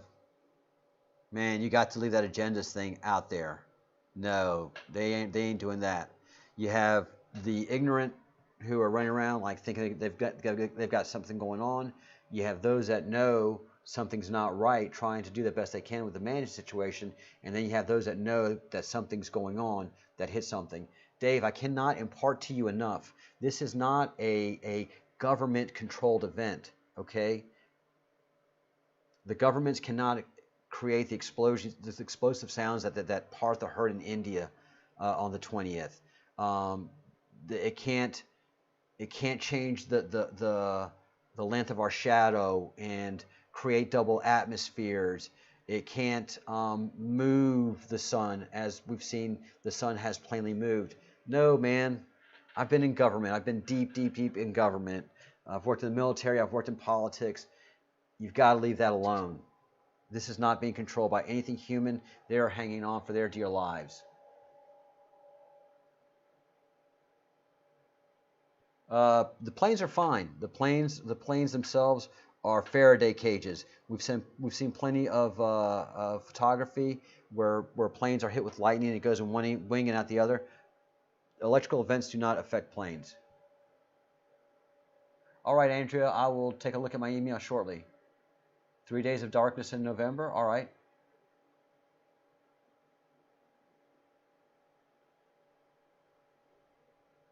All right, Ann.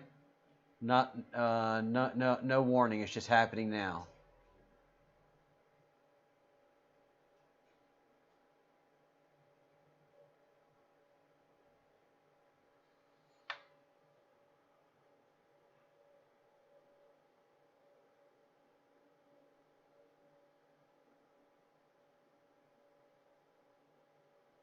Yes, JLT. And the Islamic tradition, yeah, what the point you're making is that the Islamic tradition is meeting up with the Indian tradition, which is meeting up with the things that we've been saying. You are completely correct. It is very compelling and very serious. Thank you, Josh. Thank you very much.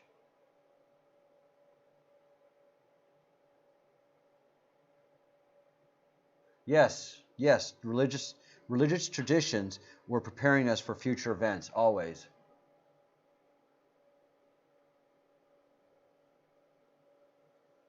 Wow, I believe that. I believe that realist about the COVID in Russia. Raul, this week there was some Brazilians channelers talking about a message they received this week from the famous 3 days and 3 nights of darkness happening in the following days. Okay, Raul. Yeah, Dawn. I think, Real is talking about the COVID.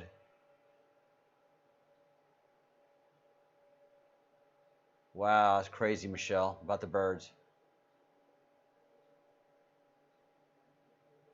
Yeah, I'm trying to catch up with the chat stream, guys. All right, I think I'm caught up.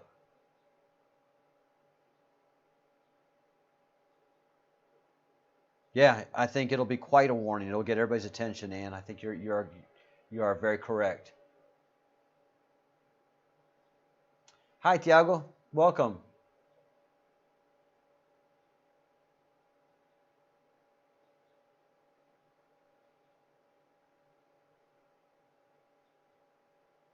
Yeah, Tiago, we saw that article about the weakening of the magnetic fields. We find it suspicious. We think it's compelling, but we think it's for other reasons, not having to do with the magnet. With the comets. There is a great event. We think this is Planet 9, Planet Nibiru, coming back to visit Earth and bringing in a golden age. Dave, that's why I say this is so much bigger than NWO and the New World Order and all that bullshit. Because all that's just going to be swept off the table with the New Age, with the Age of Aquarius, with, as the Hopis say, the Fifth Age.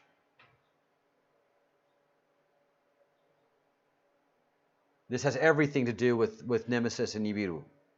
This has everything to do with that PG news. That's why anything that you're saying on that, this is part of their plan. Hell, the plan is so much bigger than any human political dogma, ideology, wannabe. Yeah, this is Nibiru.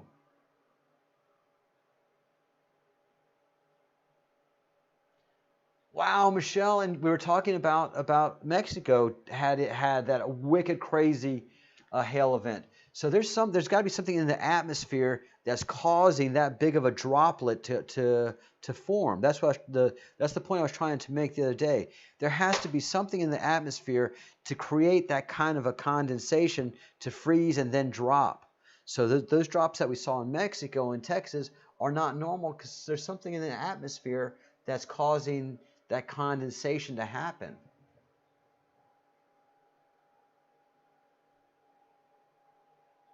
Yes, Joseph, the Hopi were correct. They've always been correct. Absolutely. Hey, Army Mom. Good job. Go with your Faraday cage.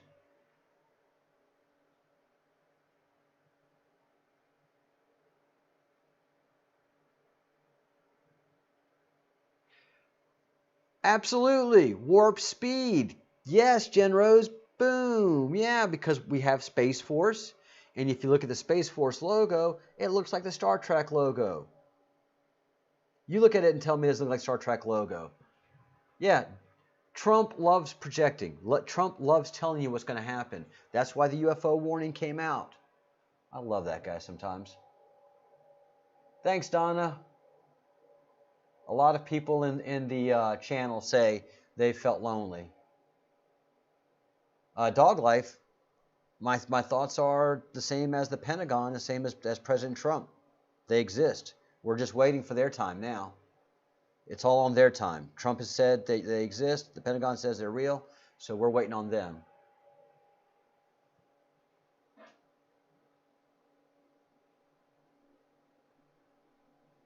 I've heard of Gil Broussard, but I've not had a chance to listen to him or experience him yet. PG News.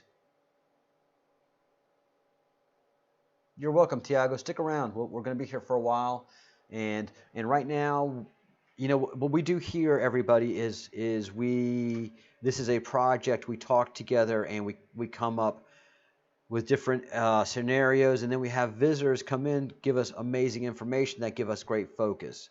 So this is just an ongoing conversation right now with dear friends.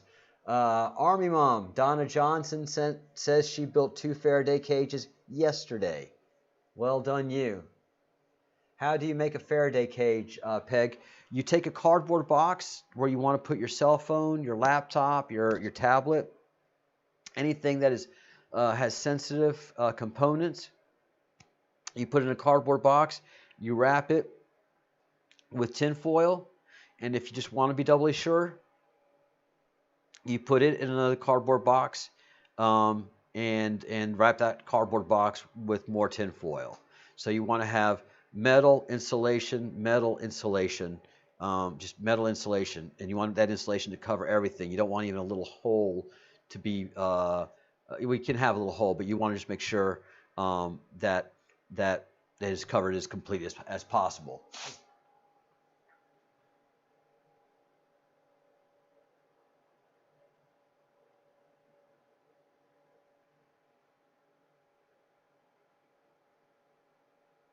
Yes, there's been weird hail stories all around the world, Dawn.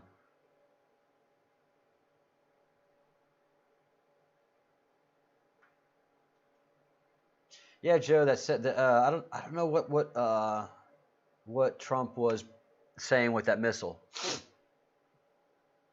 Trying not to sneeze.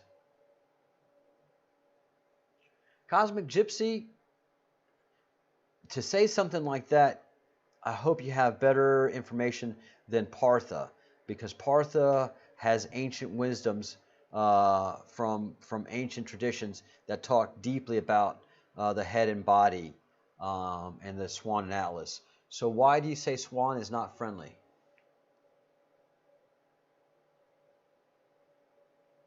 That was a wild video, Donna. Oh no, no, Don. Uh, oh no, I didn't see that one. I was thinking about another one. Yes, yes, Laura. The Anunnaki live on Nibiru. The creators of humanity live on Nibiru.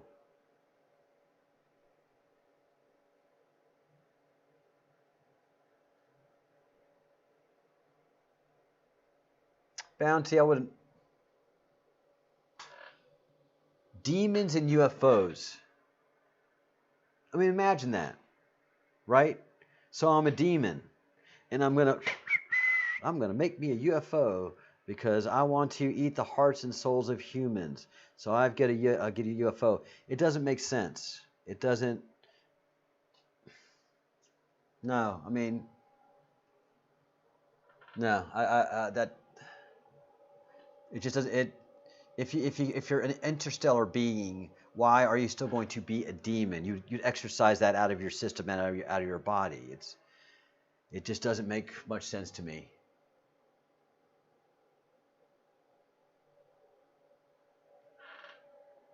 Cosmic Gypsy, definitely exciting times.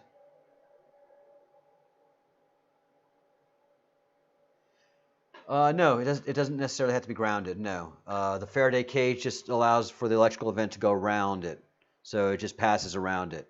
So it's much better not to be grounded, because if you ground it, then you give it a direct path to ground, and you're going to have a pop. So it's better not to ground it.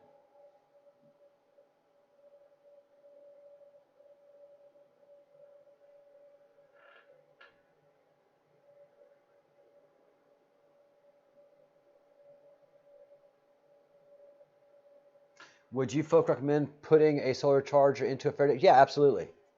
Yeah, absolutely.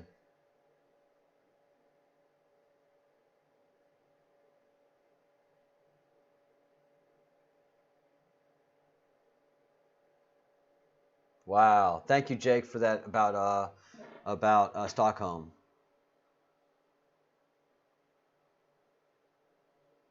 And I'm not stopping y'all from believing about the fallen angels. It's just not my opinion. Uh, and the Q.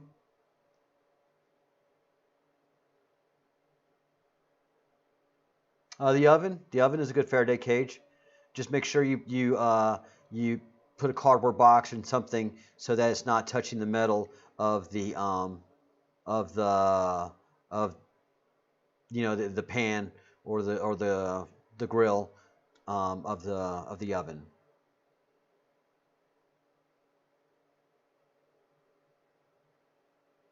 Oh, it's not hard for me to accept. I can accept it. It just doesn't. It just doesn't make any. Uh, It just doesn't play out for me. I can accept it. I don't have a problem accepting it. It just doesn't play out as you know, if you're an interstellar being and you're building interstellar craft, I just don't see you, yeah, demony. Pothead. I'm not a big believer in Bitcoin because it can just go away as fast as like that. At least a bank, I can say, "Where's my money?" and I do maintain enough cash, especially before the event, on hand, because you always have to have a means of trade. So cash is king.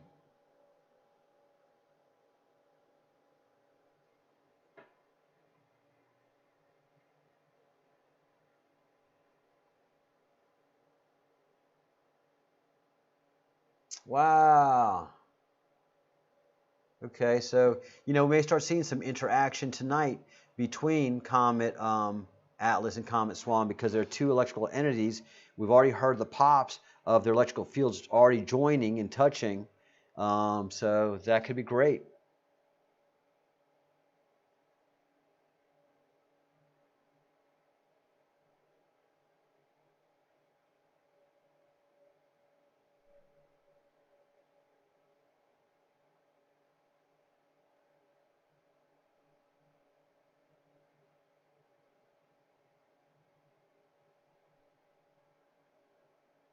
Open your eyes, look up to the skies, and see.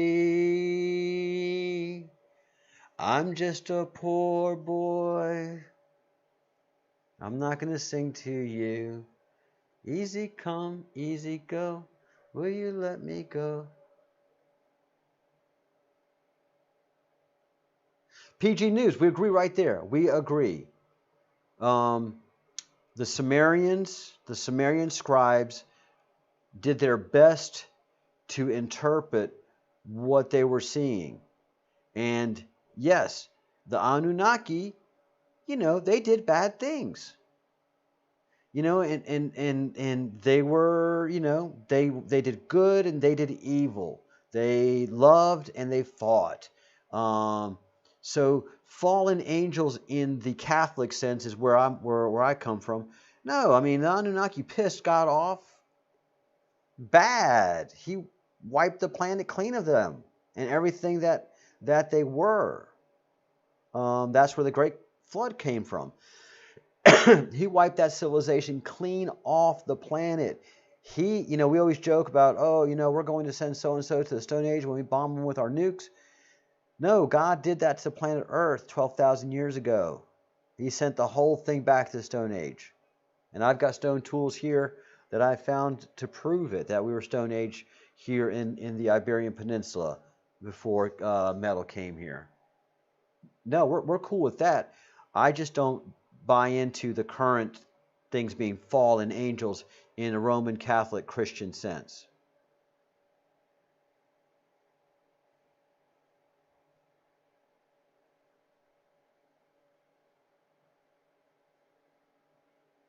Yep, Bounty Hunter, I agree.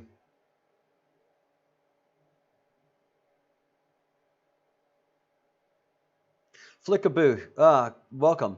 Okay, here's what happened, Flickaboo.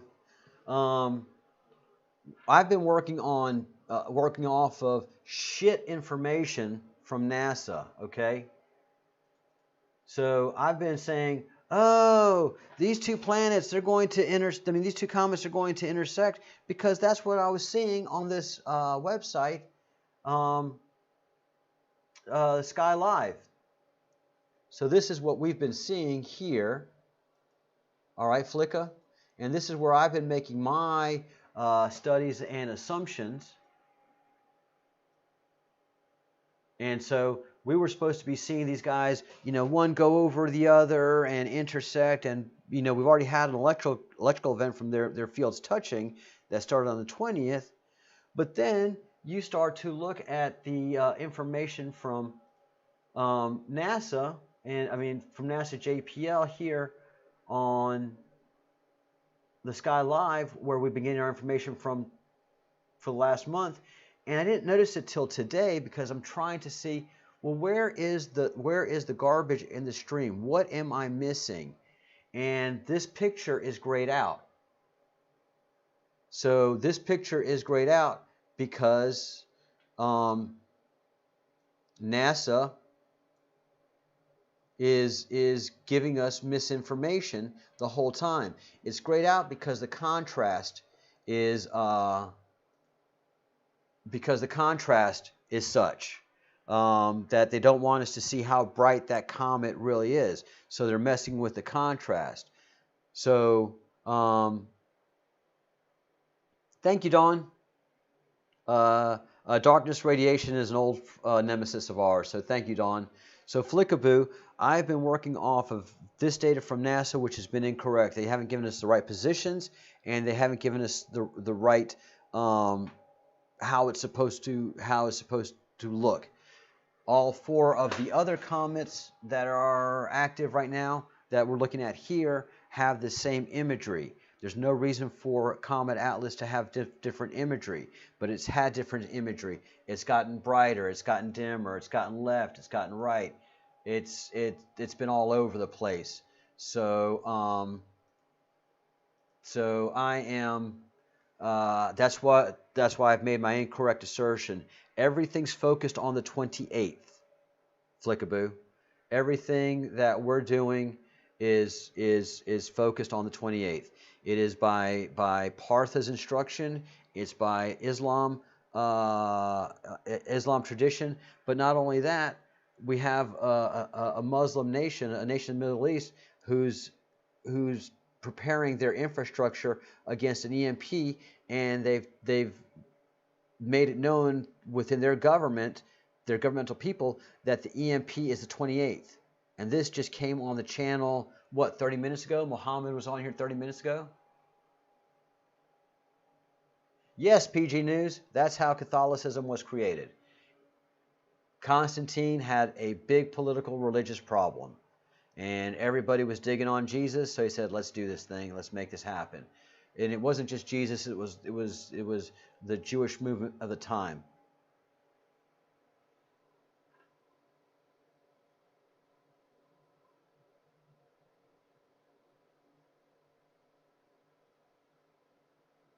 You couldn't see him because of too much light in the Los Angeles Valley. I would suspect that.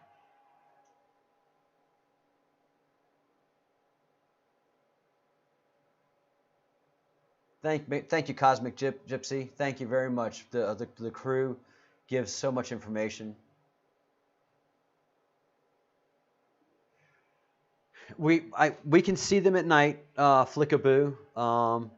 What we're saying is this is an interpretation, or it could be an Indian god, and they're going to the comets are going to crash together.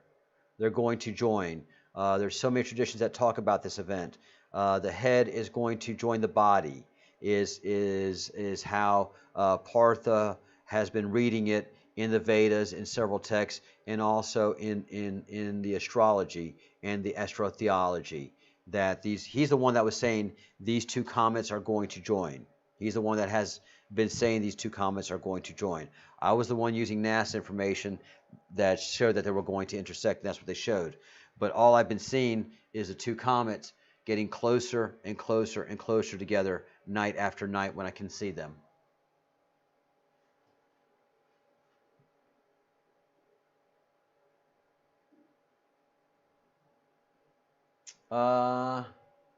PG News, you're not offending anybody. You're not offending anybody at all. We talk here. We talk honesty. As long as you're not rude, and if you're rude, then Epic or Dawn will bounce you out. And so if you haven't been bounced out yet, speak your mind. Don't feel intimidated. Just because I'm obnoxious and bloviating doesn't mean that your thoughts aren't as valid as mine. So please don't feel like you have to pull back. You keep coming with what you got to say, PG. You keep coming with what you got to say. Donna, why would NASA do that?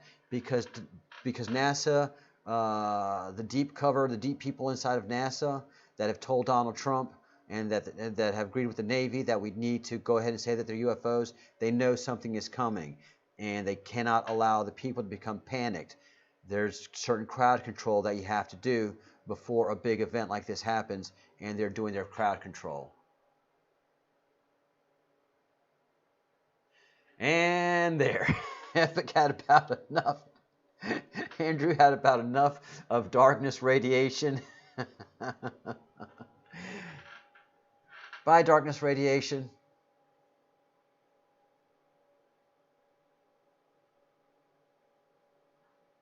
No, Anton. My app, my app that does the sky stuff. It has the alignments of Swan and Atlas off. It had it good for a while, but then it went real off. So it's just misinformation.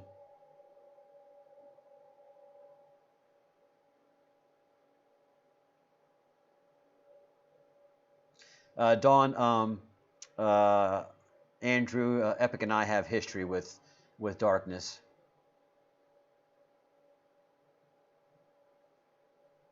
Like Shiva, yes, Shiva's involved in the story. Yes, Shiva and Shatak. Please watch the stream that I did this morning with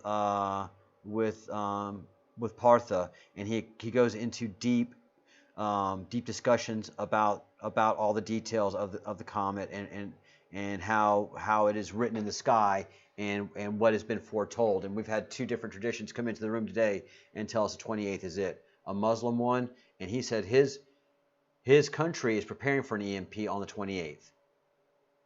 And today, his country is in 24-hour lockdown. So shit's happening all over the world that indicates the United States 6 months ago had an executive order for all federal agencies to ensure protection for an EMP. And then 2 months ago, the president ordered that all the power companies in the United States ensure that they're protected against an EMP, which pretty much they are. But he just said, make sure that you are. Go check all your systems by executive order by the president. So it's heavy.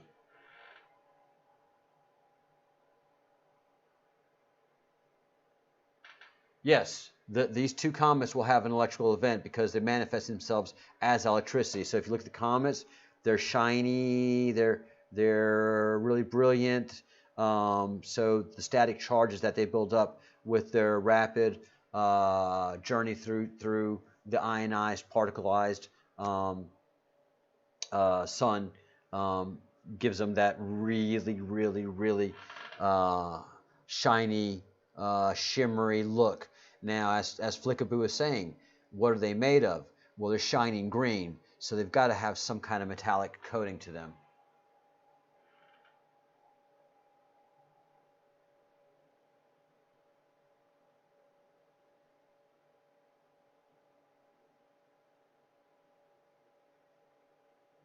NYC Nemesis, it's both, okay? It's been a long conversation. We've been doing this for about a month and a half and really focused on the details. So I did a video with a master of astrology and of ancient astrotheological traditions, not only India, but also Egypt, the Mayan traditions, both pre-Mayan traditions actually. So it's both religious and scientific communities that are joining with us. And yes, those two comets are going to smack together into each other.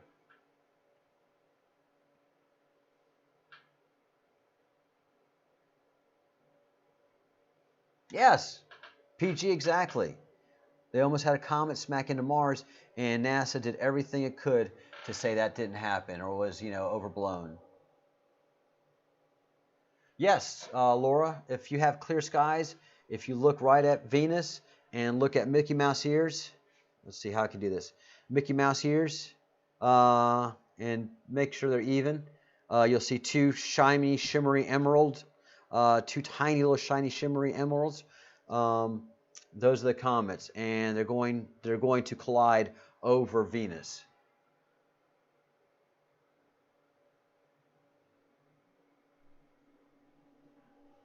Yeah, plasma strikes on surface, absolutely.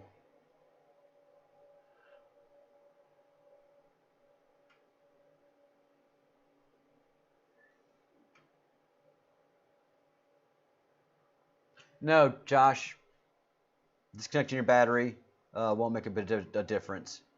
All right, guys, I've got to take a little break. The wind is coming through my my pad pretty strong, so unless I want stuff blowing over everywhere, I've got to close some windows and make some adjustments. So we're going on a break, and we shall be back.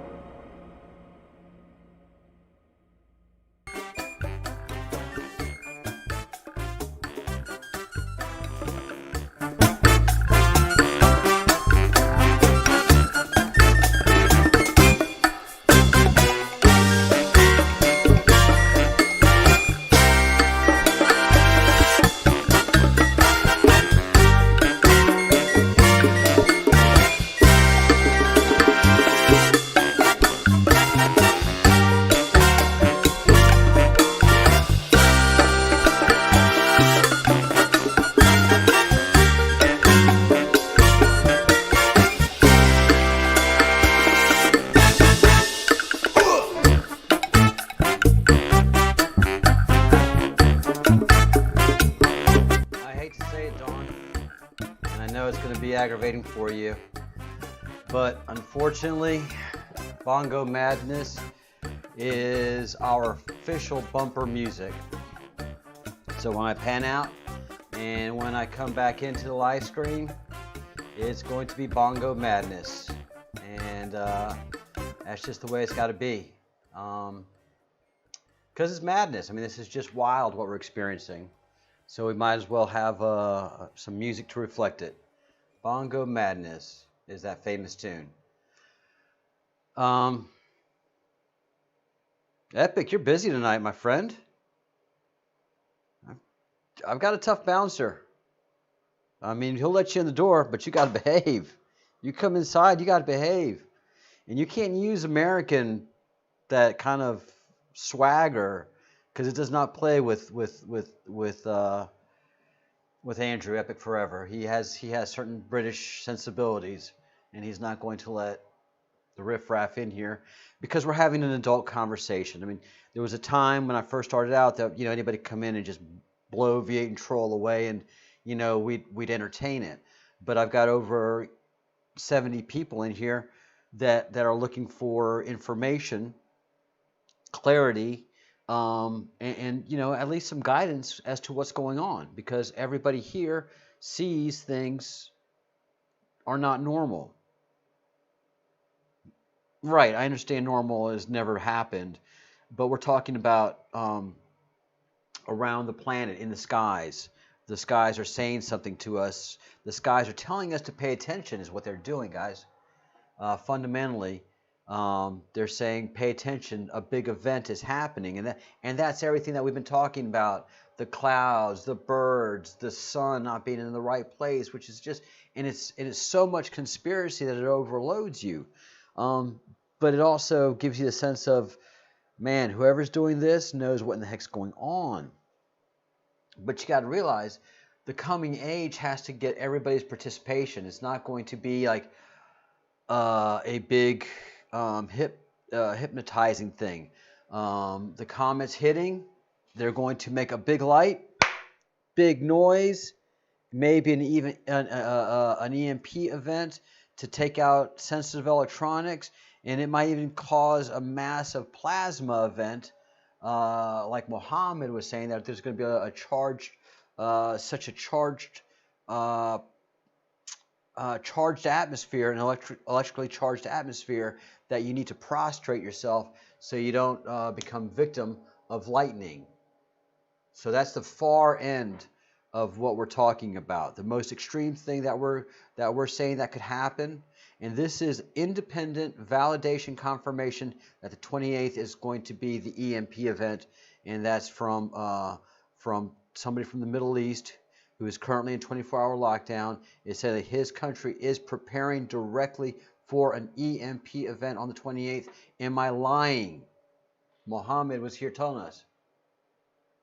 I did not see what the guy from Rio said. I'm sorry, I missed that.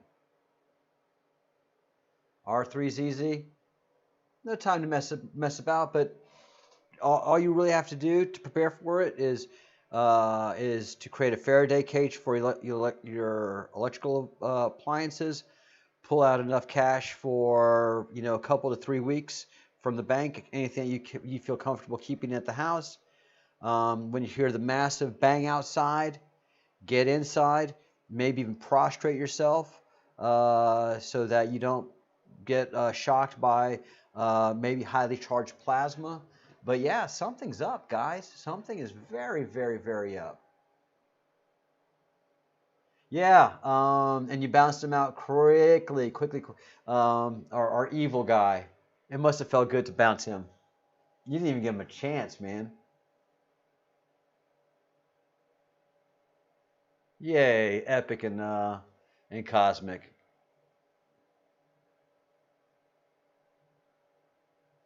Wow, Michelle.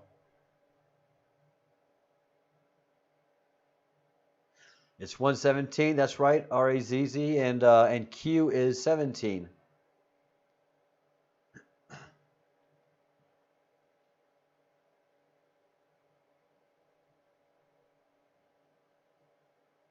Can you scroll up? Epic, do you have the ability to scroll up? to see what the guy from Rio said? I'll give it a go. Y'all chat amongst yourselves. Rio man, where are you?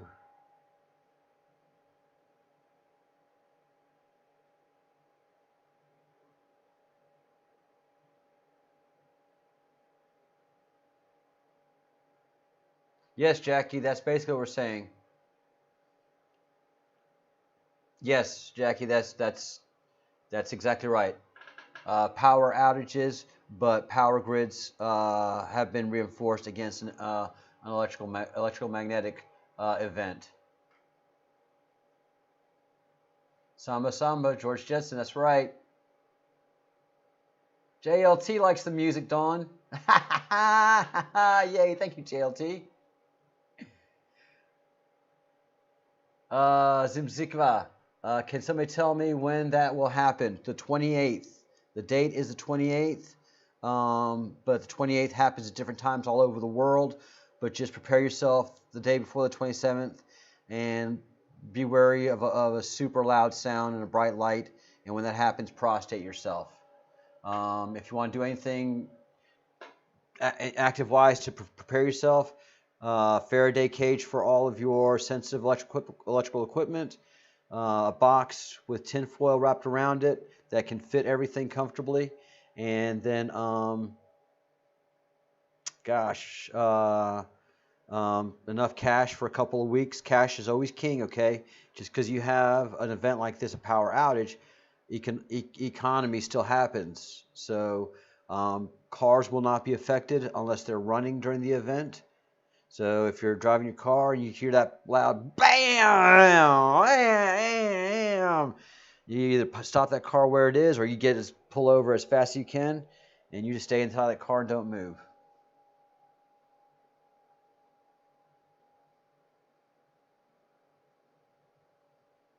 Hi, Uncle Scorpion. Uncle Scorp. Spartan, hello.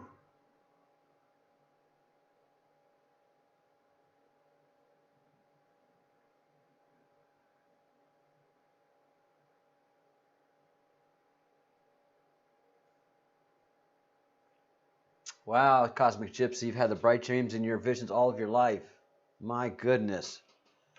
Yeah, you know the coincidences between Partha and myself are too numerous to even begin to enumerate. But we've not known each other, but we are very synchronous in everything that we've touched on.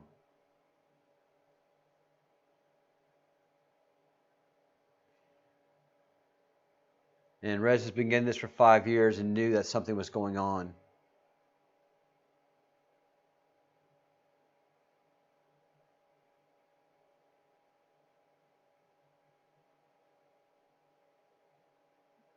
But the size of Atlas isn't the point. It's the close approach to the sun and the alignment with the Earth at perihelion and at the crossing of the ecliptic. Andrea, yes, but no, because that's what NASA is telling us. And I've already pointed out that NASA is lying through their teeth about Atlas and have been for the past month. It fell to pieces. It disintegrated. Oh no, it's come back together. It's dimming. It's brightening. Well, Epic and I have been watching it for all month since we started this conversation. And it's right there. But what we see now, what I see, is that Epic and Swan have been getting closer. They're not one on top of each other. They're at the same alignment right over my head being Venus. They're coming together like this. They're like very close to each other right now over Venus. And so what I am saying, and what Partha says by another means, I'm saying by visual reference, I'm saying those two mothers are about to hit each other. And he's saying by the Vedic and ancient traditions, the journey that this comet is taking is that of Rahu, which is the blue god of India, the noted blue god, and that his head was cut off. His head is Atlas, and his body is the comet Swan, and they're going to rejoin. And when they do, that's going to cause bright light, loud sound, and maybe an EMP that's pretty weak, or it has a massive plasmic discharge. Oh, gotcha. All right. Hi, Spartan. I didn't recognize you.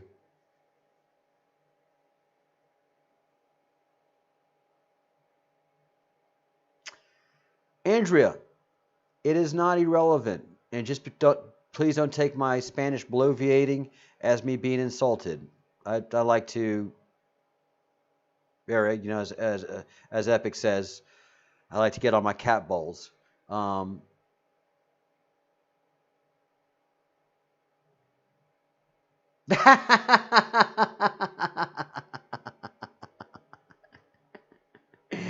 Am I going back to 3000 BC in my drinking habits, Epic?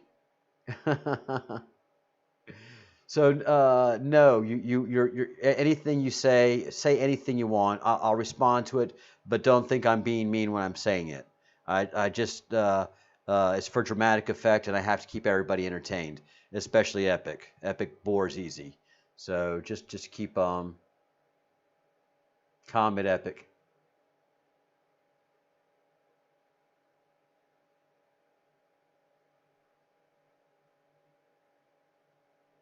Yes. Well, no, Andrea, you can see the moon during the day sometimes. And sometimes it's position. So when a lot of times when people have no moon, we sometimes in other parts of the earth can see the moon. So undercover, dude. Spartan. I didn't even take you for anything. I mean, you're a gumshoe of gumshoes.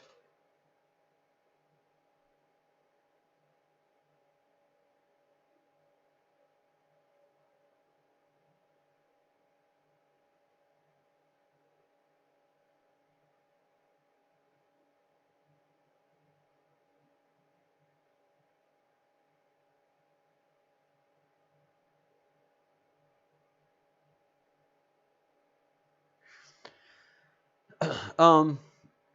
So in how things rolled out in the creation of the earth, you had the gods that came to Nibiru, the Anunnaki, and their structure, which is always there was always 12 gods, and they always maintained that 12 god structure.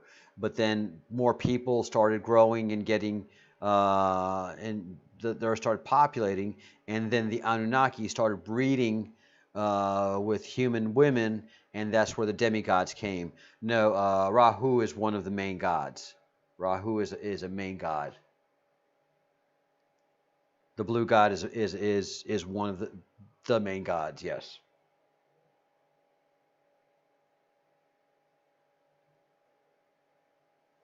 What are you talking about? What is my good man talking about? Let's go to YouTube. Hopefully, it's not affecting my feed. Uh,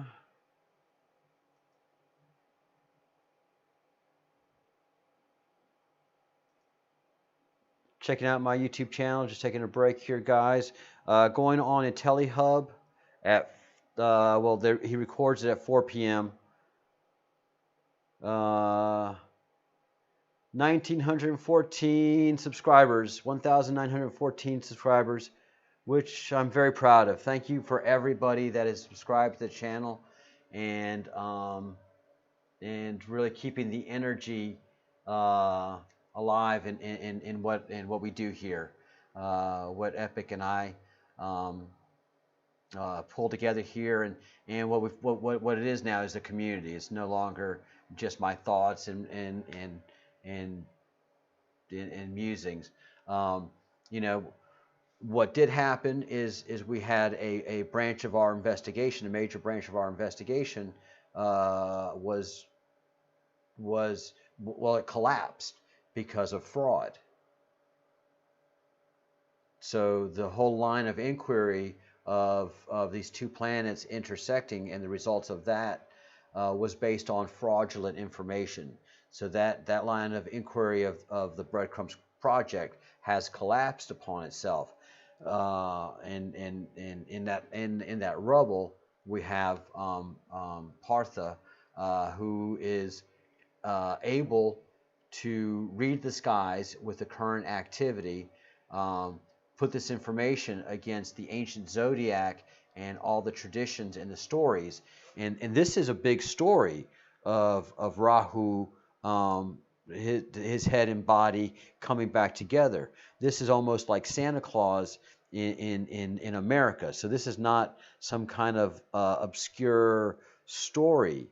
And the date of May 20th was a big one in India. Not many people associated the explosions with what's happening with Swan and Atlas. And quite frankly, most people in India, most people around the world are not aware of Swan and Atlas.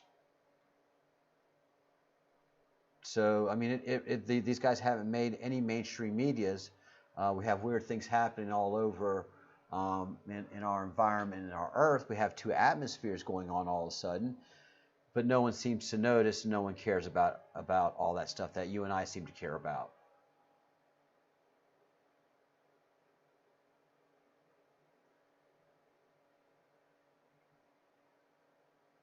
Yeah, Partha, gratitude is such a good word to describe being in his presence and him sharing all of his knowledge and accumulated wisdom, and to do it so humbly, all right, Epic, that he does it with such humility and laughing and you know, and he treats me, like a a bit of a child, oh, you're so cute, you've seen this now, and look at the energy you have. I've been knowing this all of 30 years, and he always does it. Well, of course. Well, of course. I keep telling him, well, it's of course to you, Partha. It's like falling off a log for you. But this is like coding in C++ for me, and I'm not a programmer. So he enjoys that bit of it, that his knowledge comes so easily now that he's been doing it for 30 years. All right, so something that is very true about humanity. If you practice something in depth and in breadth for 25,000 hours, you will become an expert. Please understand what I say. If you practice the piano steadily and keep making sure you're improving as you get along, not doing the same old thing.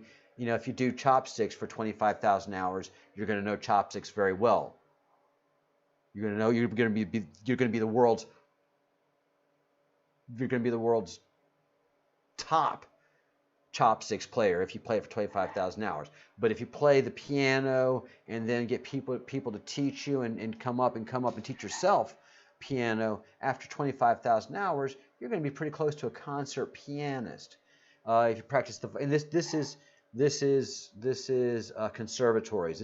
This is the speech that conservatories give to their students, but it applies through any discipline.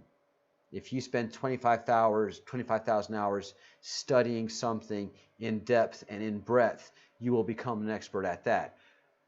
In what Partha has become, not only an expert in Indian astrotheology, but astrotheologies around the world. And we keep making the point that it is since the Industrial Revolution, really since the Roman Empire began and everything became standardized. And it's not that the Romans did away with the old ways; they just had to standardize everything. Everything became easier if you standardized. And so Roman forts were basically standardized throughout the frontiers. Towns were standardized. You can go to a European town and say, "Oh, this is a Roman town. It's got straight streets, and avenues." Most European towns do this wavy thing, but if they were built by Romans 3,000 years ago, then they have square streets. It's a great phenomenon to experience. When you're on a Roman road, especially here in northern Spain, and we have Roman ruins throughout all of this. And they didn't come in and burn and destroy. If you do archaeology, you don't find a massive destruction. Yeah, they had to kill a bunch of people. It's what Romans do. Look, either you're going to join, and we're going to pay you well to supply us with labor or product, or we're going to enslave you if you become a pain in the neck, and if you really are quarrelsome, we're going to kill you. So the Romans came in with every intention of doing business with the Celtic people they encountered. And many Celtic people were aware of them. They were like, yes, we'll do business. But as you get deeper and deeper and deeper into northern Spain, northern Iberia, the Iberian Peninsula, well, then people are a little more savage, and they're not aware of Romans, and they're scared, and they attack, and the Romans just build a fort, and they just go to town. They do what Romans do.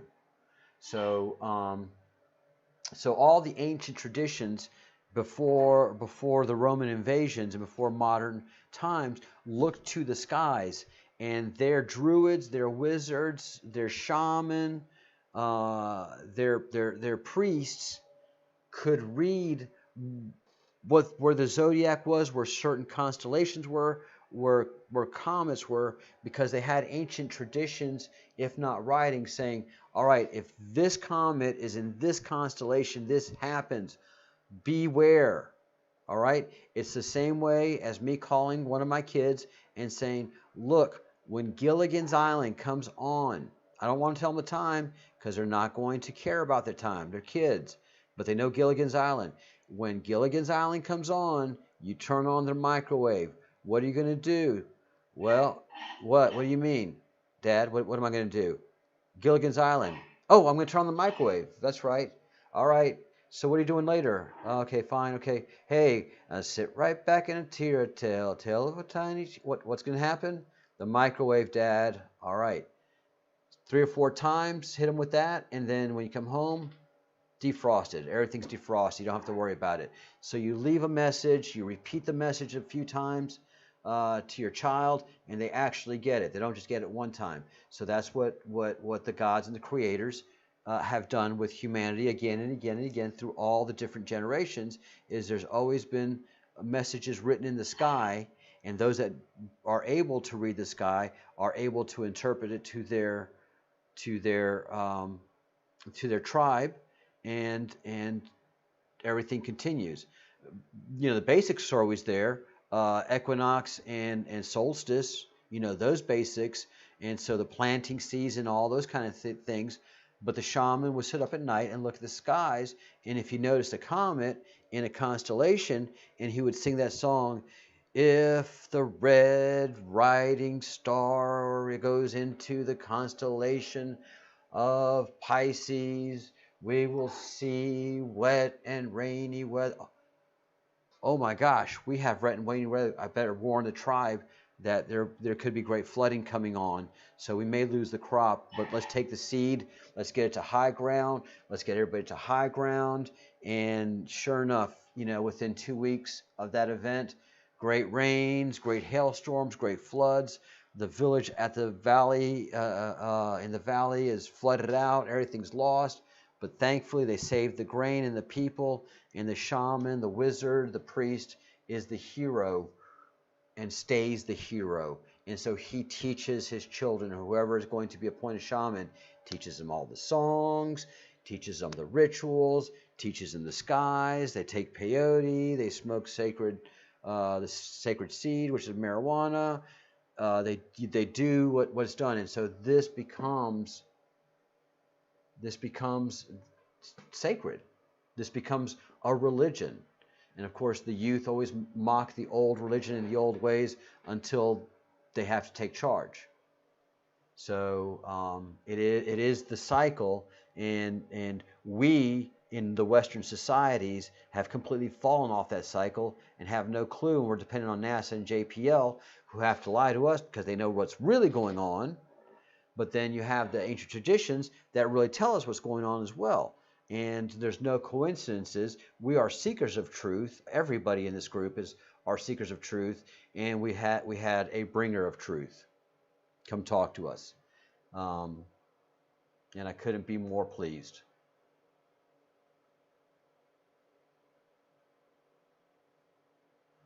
All right.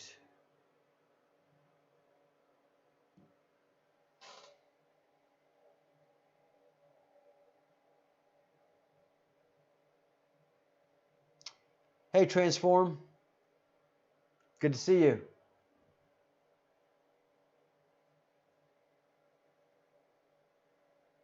How are things in Croatia? Have you been able to see Atlas and Venus?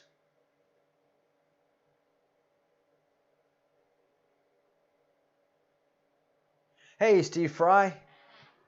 I pointed that out a month and a half ago. That has been my that's what I've been saying for a month and a half. That NASA and they should be paying attention to this. I mean, you have one of the greatest events in the Northern Hemisphere that the average citizen can track. You know, it's like tracking a hurricane. Where are the comets today? The kids can get involved, and you know, this is how they make their bread and butter, man. They make their bread and butter through getting media attention. And the worst place to be in the world is between a NASA PR team and a camera news team if there is some kind of space event going on. Because get out of the way, get the camera, roll camera. We've got something going on here. And that's how they started the Atlas thing. Atlas came in. The first article was big. It was huge. It was exciting. It was going to be an epic thing that we're ever going to see. The second article even said it was so grand, and we have new telescopes that are going to be able to look at this and give us great science. And then, wham, crickets, nothing. What you're talking about, which got me started on this investigation. That's why we have everybody talking right now, because I noticed the deafening silence, the indicting silence of NASA and JPL in the space event, this massive space event. So not only are they reporting, not only are they not reporting what's happening, I've actually caught them reporting misinformation up until today, and it's caused me to make bad predictions, and it's made me quite angry. But I'm over it. I'm better. Hey, Army Mom, how do I take care of my big? Don't worry about your big screen TV. Your big screen TV is very well protected. It's fine. By its nature, anything that's sensitive already has a Faraday cage around it. So your big screen TV, my big screen TV right here, they're okay.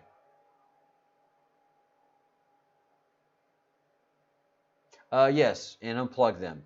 That is sage advice from Epic Forever.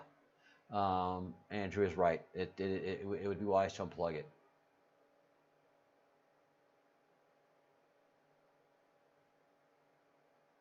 Hi, Olivia. Welcome to the Breadcrumbs Project. Okay, you're based in London. Epic is in Kent, England. So you guys are neighbors. I'm in Murcia, Spain.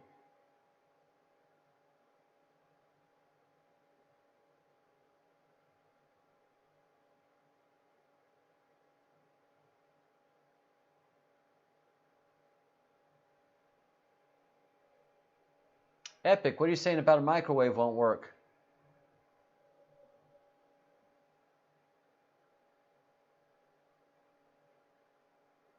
Yeah, we don't know where the pictures of well of Atlas are coming from. Why are you saying that this is news to the breadcrumb? Who says that the microwave is not a Faraday cage?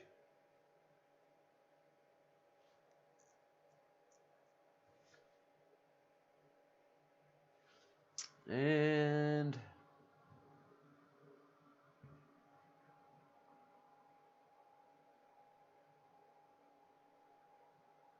Milton Keyes.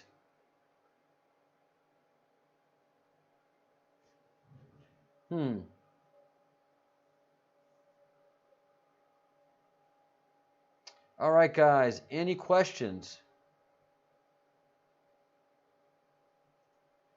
I am probably going to be signing off here shortly so I can get ready for my interview on IntelliHub. And basically, I'm just going to show him the proof that we've been talking about, that that the position and the brightness of Atlas has consistently been misrepresented to us. So I'm not going to get him on any other line of inquiry that we have right now. Everything that we're discussing is very spiritual in basis, and it just doesn't move the American needle one bit. But questions about why Atlas is erroneous do bear questions. Yeah, a microwave is a Faraday cage. Wait, what am I doing here? A microwave is a Faraday cage. Because there's a giant charge of electricity happening in that thing that's cooking your food, and we don't get zapped. Boy, Great Britain is in the house.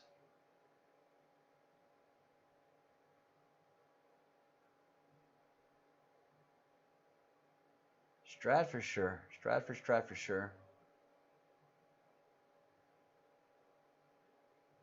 Wow, guys, thank you so much.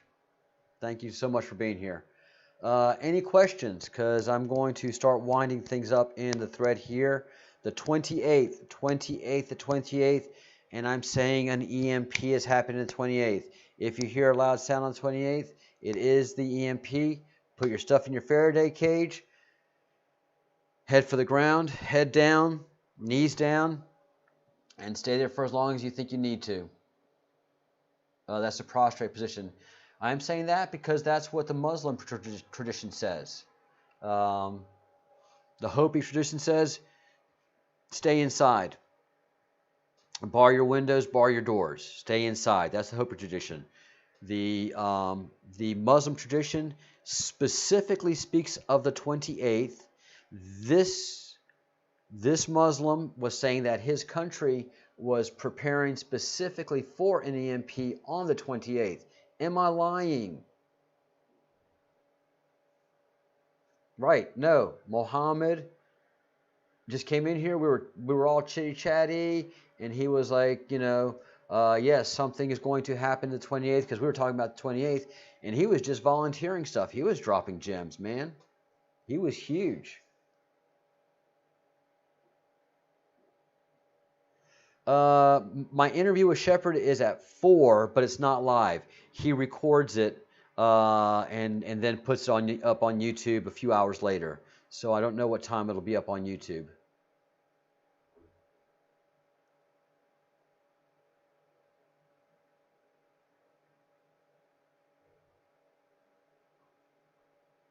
Wow, Jackie. Yeah, every country is having some unusual reactions. And you can see the hand of the spy agencies whispering to their political leaders, because really, when you get into the executive offices, the first people you talk to are the spy people. Spy people, I'm your boss. Tell me all your spy stuff. They tell him about 20%, because until they trust you in office for a good 3 years, they don't know what you're about. The spy agencies work really different in government, but everybody that gets into the executive branch, the first persons they go to are the spies, the spooks. And so the spooks have been talking about this. I have a definite feel, because the whole thing from NASA is a misinformation campaign. And NASA can't do misinformation campaigns. This is a high-level misinformation campaign. Thank you, Army Mom. Thank you, Gavin.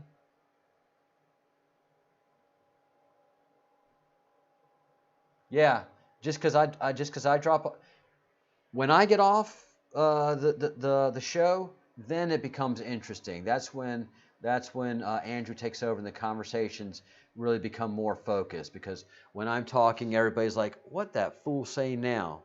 And then there's some commentary going on. But after I get off the air here, so to speak, then the chat room just goes into overdrive, and it becomes very, very active.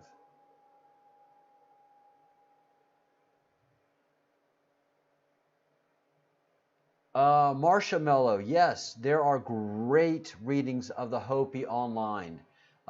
Just do a Google search, and it's a wonderful. What you want to learn about is the Kashinas, the blue and red Kashina, Kashina. That's what's going on right now is the red Kashina and the blue Kashina dancing in the heavens. And they started red and blue. They started red and blue when Comet Atlas was first seen. It wasn't green; it was blue. When Comet Swan first appeared, it was red. It was not. It was not. It was not green. Now they both turned emerald green and are shiny, shiny, shiny in the skies.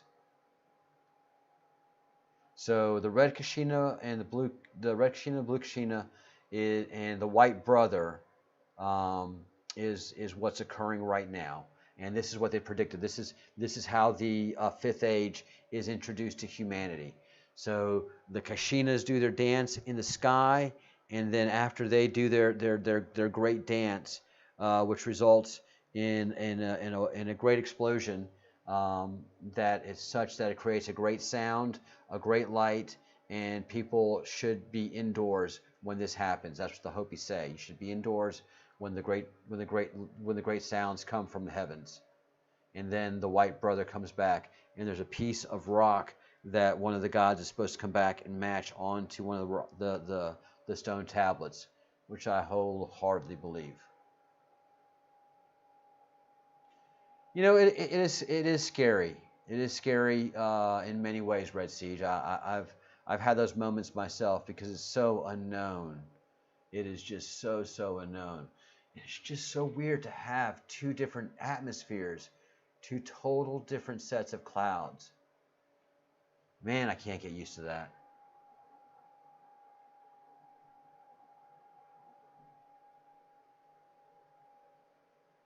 Who's buying a boat?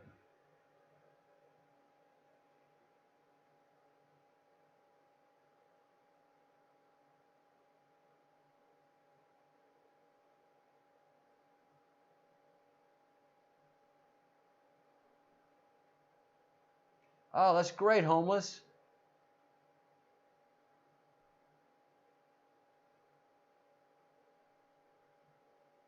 Yeah, homeless. All the governments are sending checks like crazy. They're spending it like they don't have to be worried about paying it back. You know, it's very strange how they're spending money.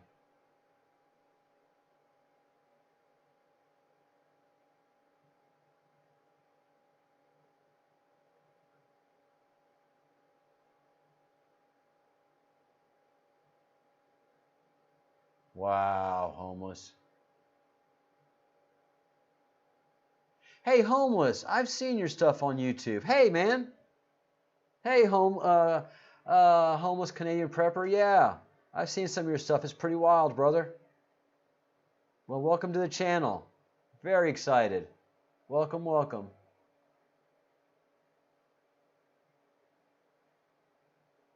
Wow.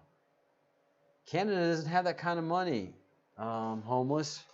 Canada does not have that kind of money. I mean, that's United States money that Canada's throwing around.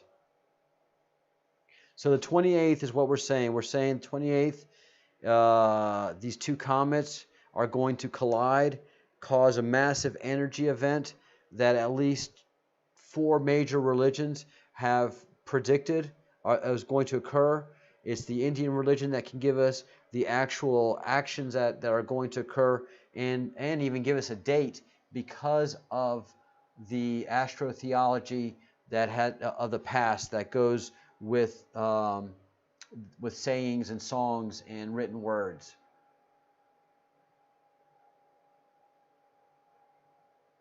No, homeless is in Canada. I think, yeah. I was going to say British Columbia. I know you're not Quebec because you don't have a bunch of French in your moniker.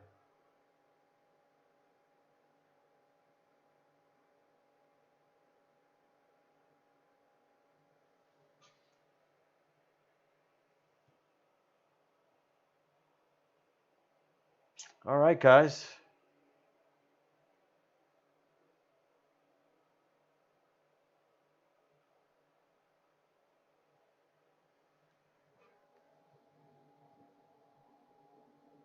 Oh yeah, Epic. You limeys are everywhere. Can't swing a dead cat without hitting a few of you.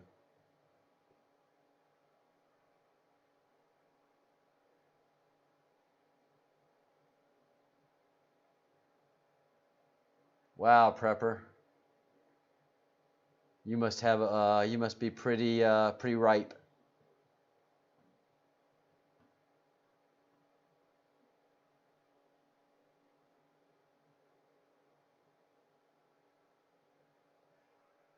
Well, Alex, I mean, some reason.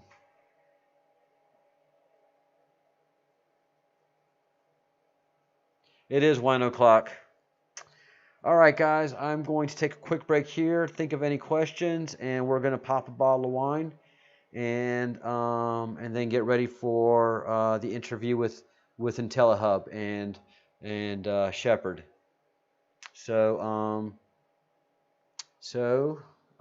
let's get ready for that wonderful event. Yes, for you, my friend.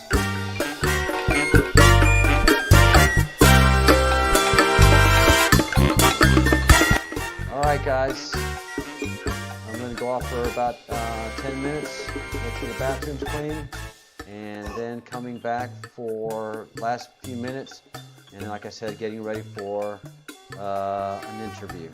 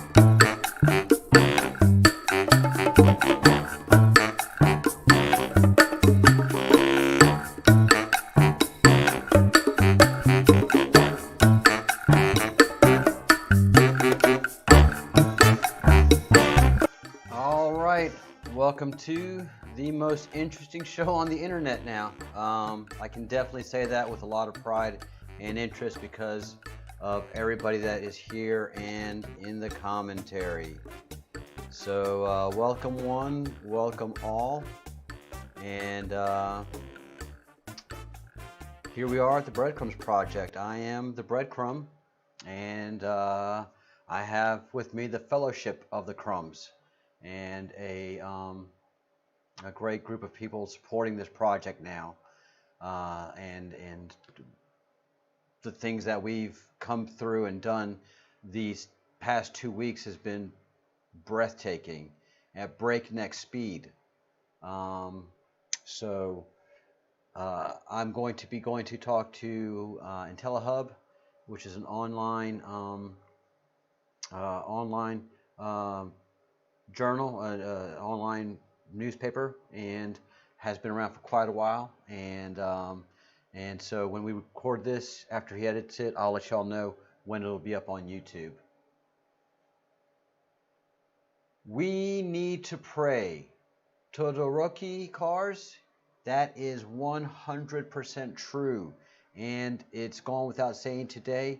But the most important thing that you can do right now with all of this is focus on your faith regardless of what it is.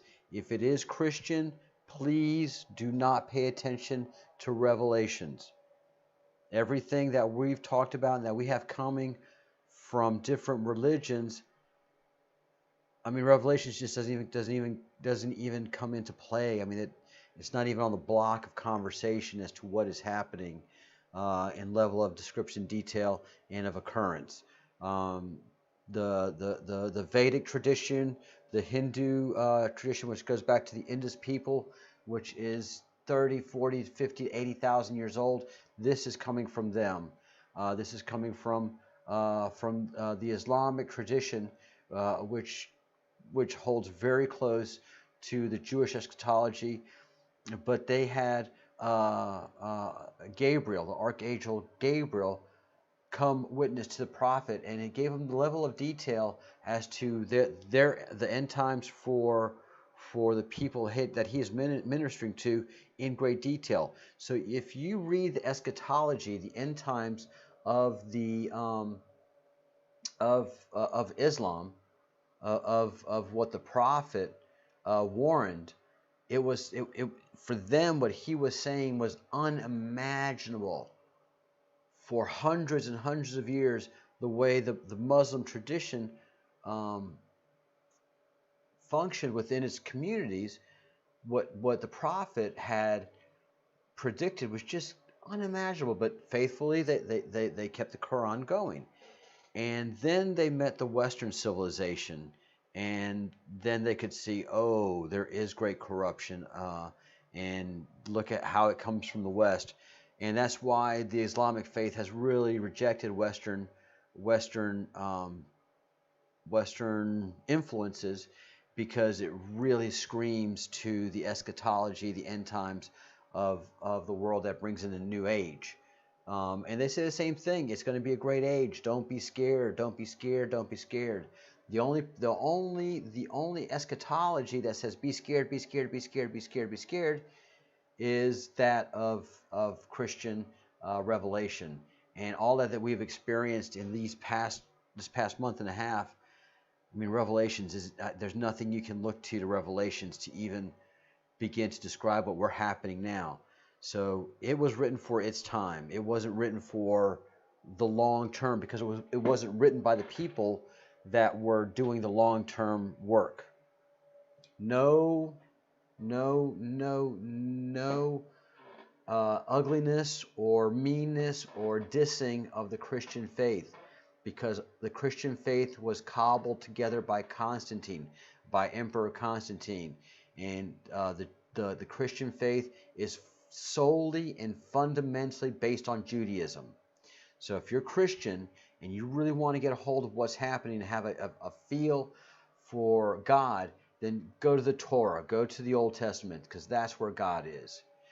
Christianity, unfortunately, as we've been talking about, is based in Judaism. Jesus' teachings are all based on Torah and Talmud, which are the two written documents of Jewish faith of the Israeli people. And so that's where you need to go, because that's where Christianity. I'm Catholic in base, and I went to Jewish teachings, and I felt very comfortable there. Very, very comfortable there. I feel very uncomfortable in the later Christian, in the Gospels. I'm okay, because I understand the Gospels very well now. But in the other stuff that was added after the Gospels, I just don't feel comfortable with that, man. Everything does happen for a reason.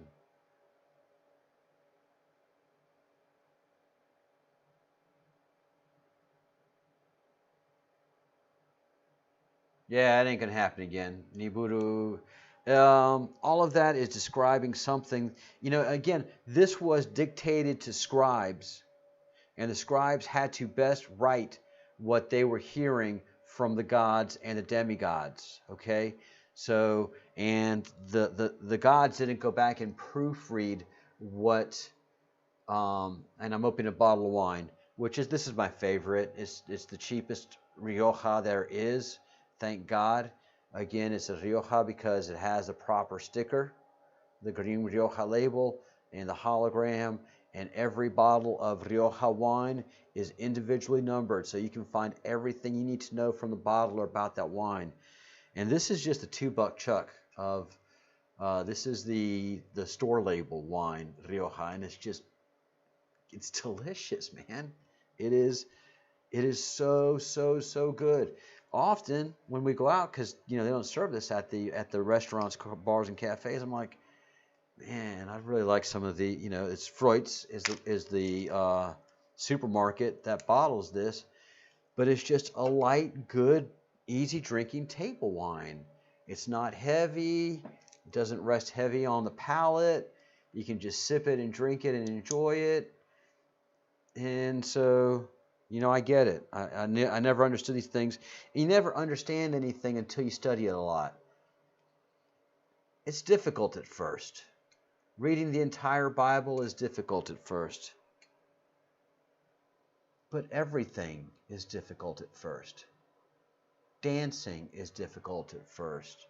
Kissing is difficult at first. And sometimes people really don't even get that thing down, okay?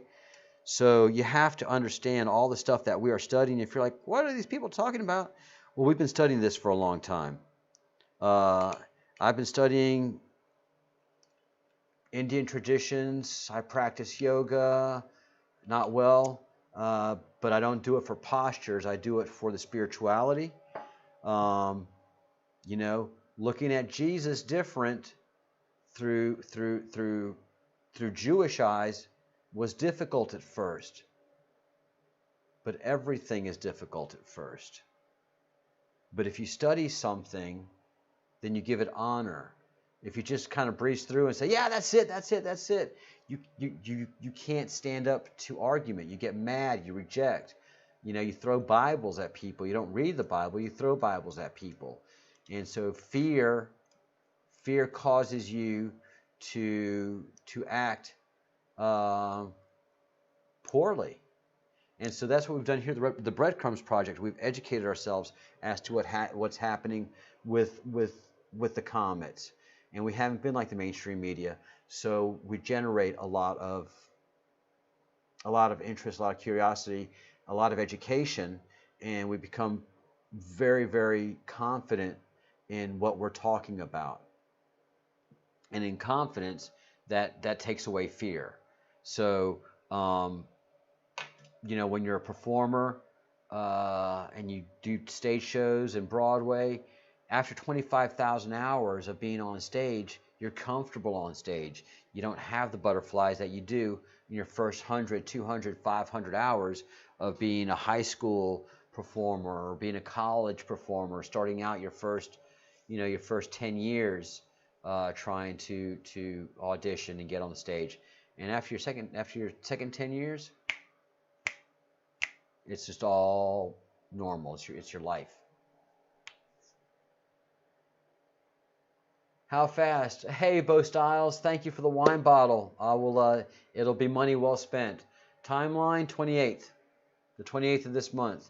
That is projected by Indian tradition. That is projected by Muslim tradition, and that is projected by my eyeballs as I watch these two comets get closer and closer and closer to each other.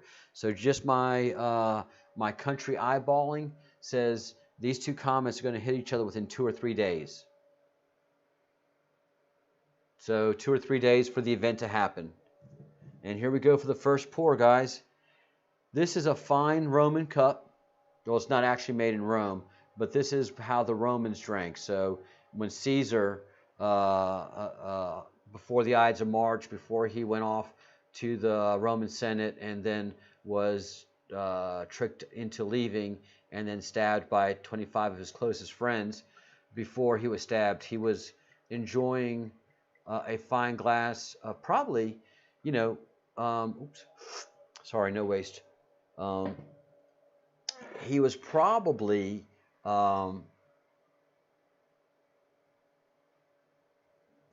enjoying a Spanish wine, because by the time he was Caesar, Gaul and Galicia, which comes from Gaul, but the Galician region, by the time of Caesar, had the finest wine in all the world. And now the Rioja wine is the finest of all the world. So I'm drinking better than Caesar. Cheers. Thank you, everybody, for everything that you've done in the project. And thank you, Bo, for that support. As I keep saying, everybody that gives $2 or $1, the smaller amounts mean more to me than the bigger amounts, because usually the bigger amounts come from somebody that can readily afford it. So, but somebody that's gonna make a little scrape and throw 2 bones down, I know those 2 bones could have gone somewhere else. So, Bo, thank you, brother.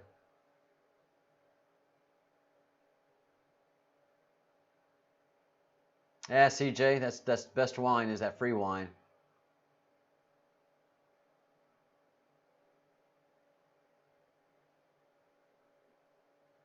How about that face? Irony there? No. Thank you, Alchemy. Cheers to you, artist. You've been with us the whole way too, man. If there was a skeptic in the group, you were it, brother. Thank you, June. Cheers to you too. Thank you so much. Thank you, Dawn. Thank you, Ann. Found an FB. Good stuff. All right. So yeah, today was incredible. Another productive day, the 28th. The 28th. And I can't even believe I'm saying this, quite frankly, guys. I mean, I feel so X-Files in all of this. I so feel X-Files in all of this thing. And I mean, if you watch the show, this is kind of how it went down with the nerds and the mystics.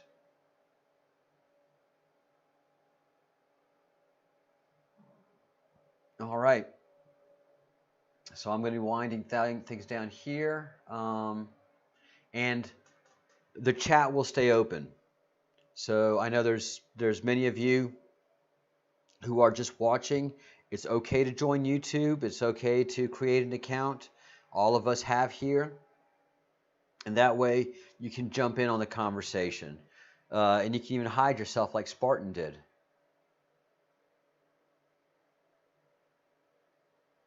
Not sure if Epic's in the house. Dawn, I know you're here, so you're definitely in our mod. I think Doreen's in the house too. So we got a couple of mods. We got a couple of trolls. Again, thank y'all so much for everything. And again, Bo, this one's right out to you, brother. We get our trolls, we bounce them out, and then we get our skeptics in here. And a lot of times, the skeptics are the ones that stick around, and because they have skeptical minds, and what we study together, we reason together. They present their skepticism, and we reason it, and we all learn and grow.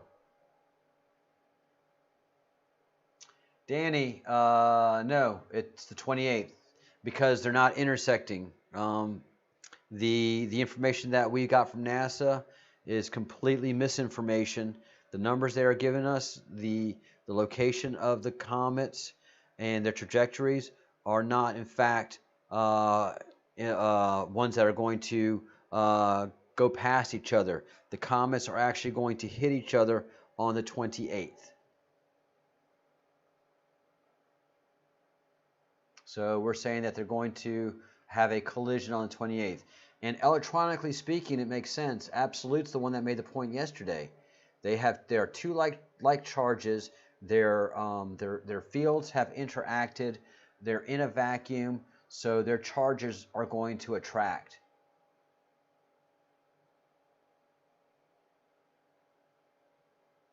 Yeah, the comets are coming closer together and quickly. And Absolute's the one that said that. So he, like me, thinks the 28th because of the speed and trajectory of the comets. And then we have a Muslim tradition that speaks. Right now is the end of Ramadan, and the 28th that has been a prediction of calamity and of great change. Not of great death and destruction, but just of calamity, especially for those non-believers. Yay, June. Cheers. Here's to you.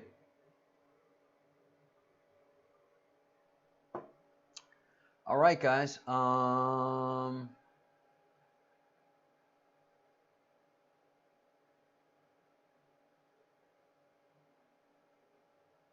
Really? All right, I'll pop over there before I get on with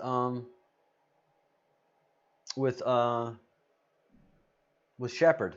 Thank you for that heads up, Andrew. Thank you very much. So I'm drinking from the fine chalice, Roman chalice.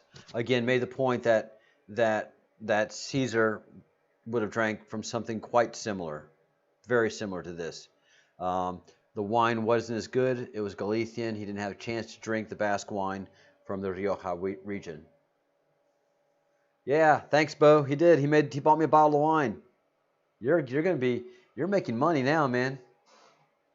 You're not going to be buying me wine for a while.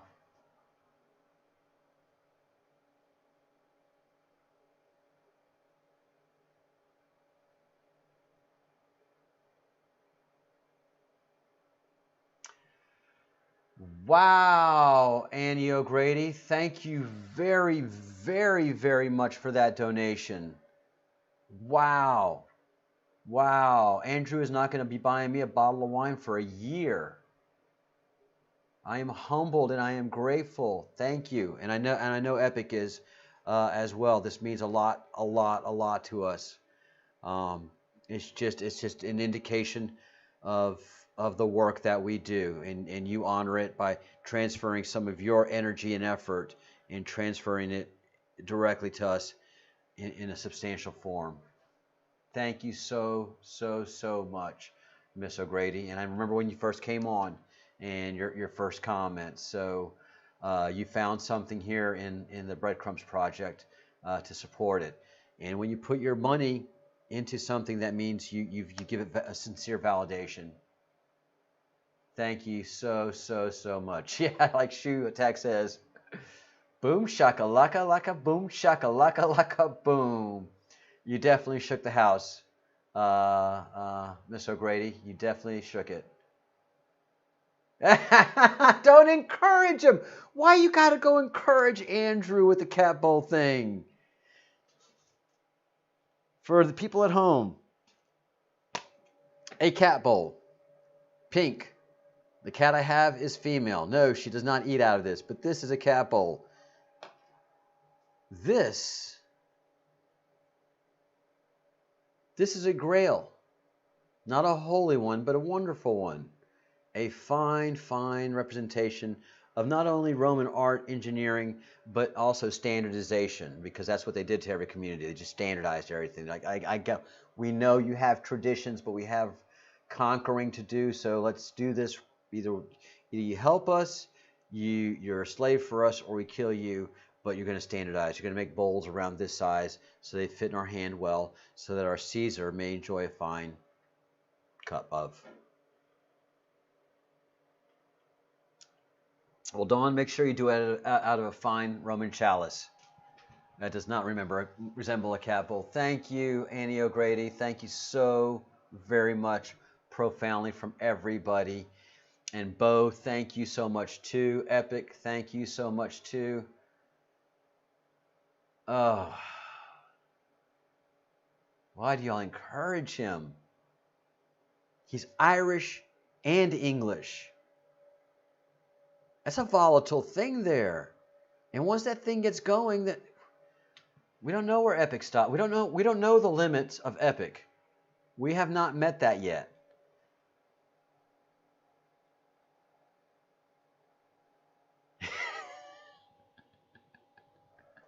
The parrot is dead.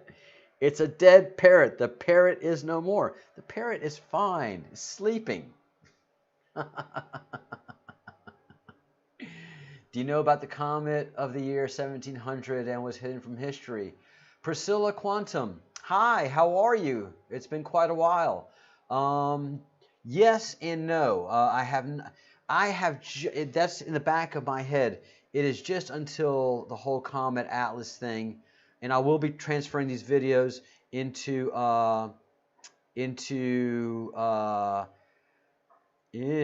Portuguese after I get off. It's probably gonna be tomorrow morning because it's not gonna be till midnight. So tomorrow morning when I get up, I'll be transferring because I don't have good videos that were worth transferring into Portuguese, but the last 3 videos are money. So they're going into Portuguese tomorrow morning.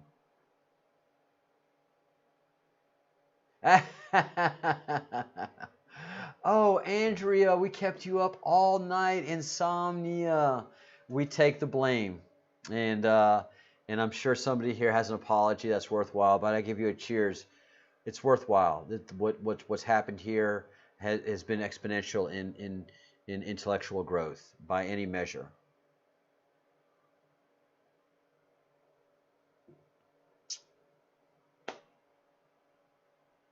No, I don't think that's an excuse. I think Epic's just off the chain. Epic's just an off-the-chain kind of person. He says I'm normal compared to him, so I'm tame. So he's off the chain, folks. All right, guys. That's wonderful, Priscilla, and thank you for being part of this. So I will definitely make do a live tomorrow and let you know, and I'll even post something letting you know that the stuff's ready for Brazil and go. Yeah, Memorial Day weekend this weekend, guys. Remember, it's not a party. Memorial Day is remembering those who've given all for the freedoms that you have, and the freedoms that Americans have are the ones they fight over. They're not reacting the way other countries are about the freedom of liberty being taken away. And the reason Americans are like that is because people have fought and died for it. So, if you're having a barbecue or whatever, just remember those people. I'm a veteran, and Memorial Day is not a thing for veterans of the armed forces. It is for those who have given every measure. And they've given all for your freedom and my freedom and the freedom of Europe. We've shed blood for 2 great wars on many great continents because of the forces that were at that time were killing and raping and conquering countries that weren't theirs. So cup of tea overload. Yes, you're probably shaky and awakey. All right, guys. So for those supporting and going to be celebrating Memorial Day, remember those that have given all. And as I wind my part of this program down. It really goes to the interesting part, and that's the conversation which I pay attention to, and that's the conversation happening in the commentary section.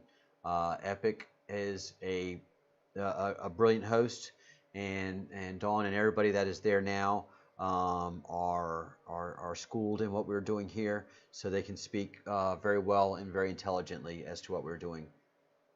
We were talking about, Partha recognizes and agrees that the key to Western religion is Judaism, and Western religion is Judeo-Christian in nature, but Judeo-Christian is based on Sumerian or Judeo belief is fundamentally based on Sumerian beliefs, and much of the Old Testament, Genesis, is based on the Sumerian stories of the creation of humanity, Adam and Eve, and all of that. That's all Sumerian. So all of this goes back very far, and Zoroaster was the prophet of the God, of the Creator. And Zoroaster literally flew around in his golden thing that Zoroaster flew. And the representation of Zoroaster is in a winged chariot that's circular in nature, as they spoke of in antiquity, the chariots of fire. And so Zoroaster had his, and he went around, flew around, and preached to all the people that were around at the time, and said the Creator just wants 3 things from you. 3 things: that you do good things, you say good things, and you think good thoughts. That is, if you're going to say something, say it nice. That's what your mama taught you. If you're going to say something, say a good thing. If you got something nasty to say, keep it. If it's not going to add to the conversation, no one wants to hear it. You're being negative. So that's really what God wants from us. And He's given us freedom of choice to either say good things or bad things, to do good things or bad things, to think good things or bad things. But He really wants you to do those 3 simple things. And I ask that of you too. So cheers, good night, thank you, see you tomorrow, and we'll see you in the thread. All right, Andrew, Epic forever. The show is yours. Oh, yeah.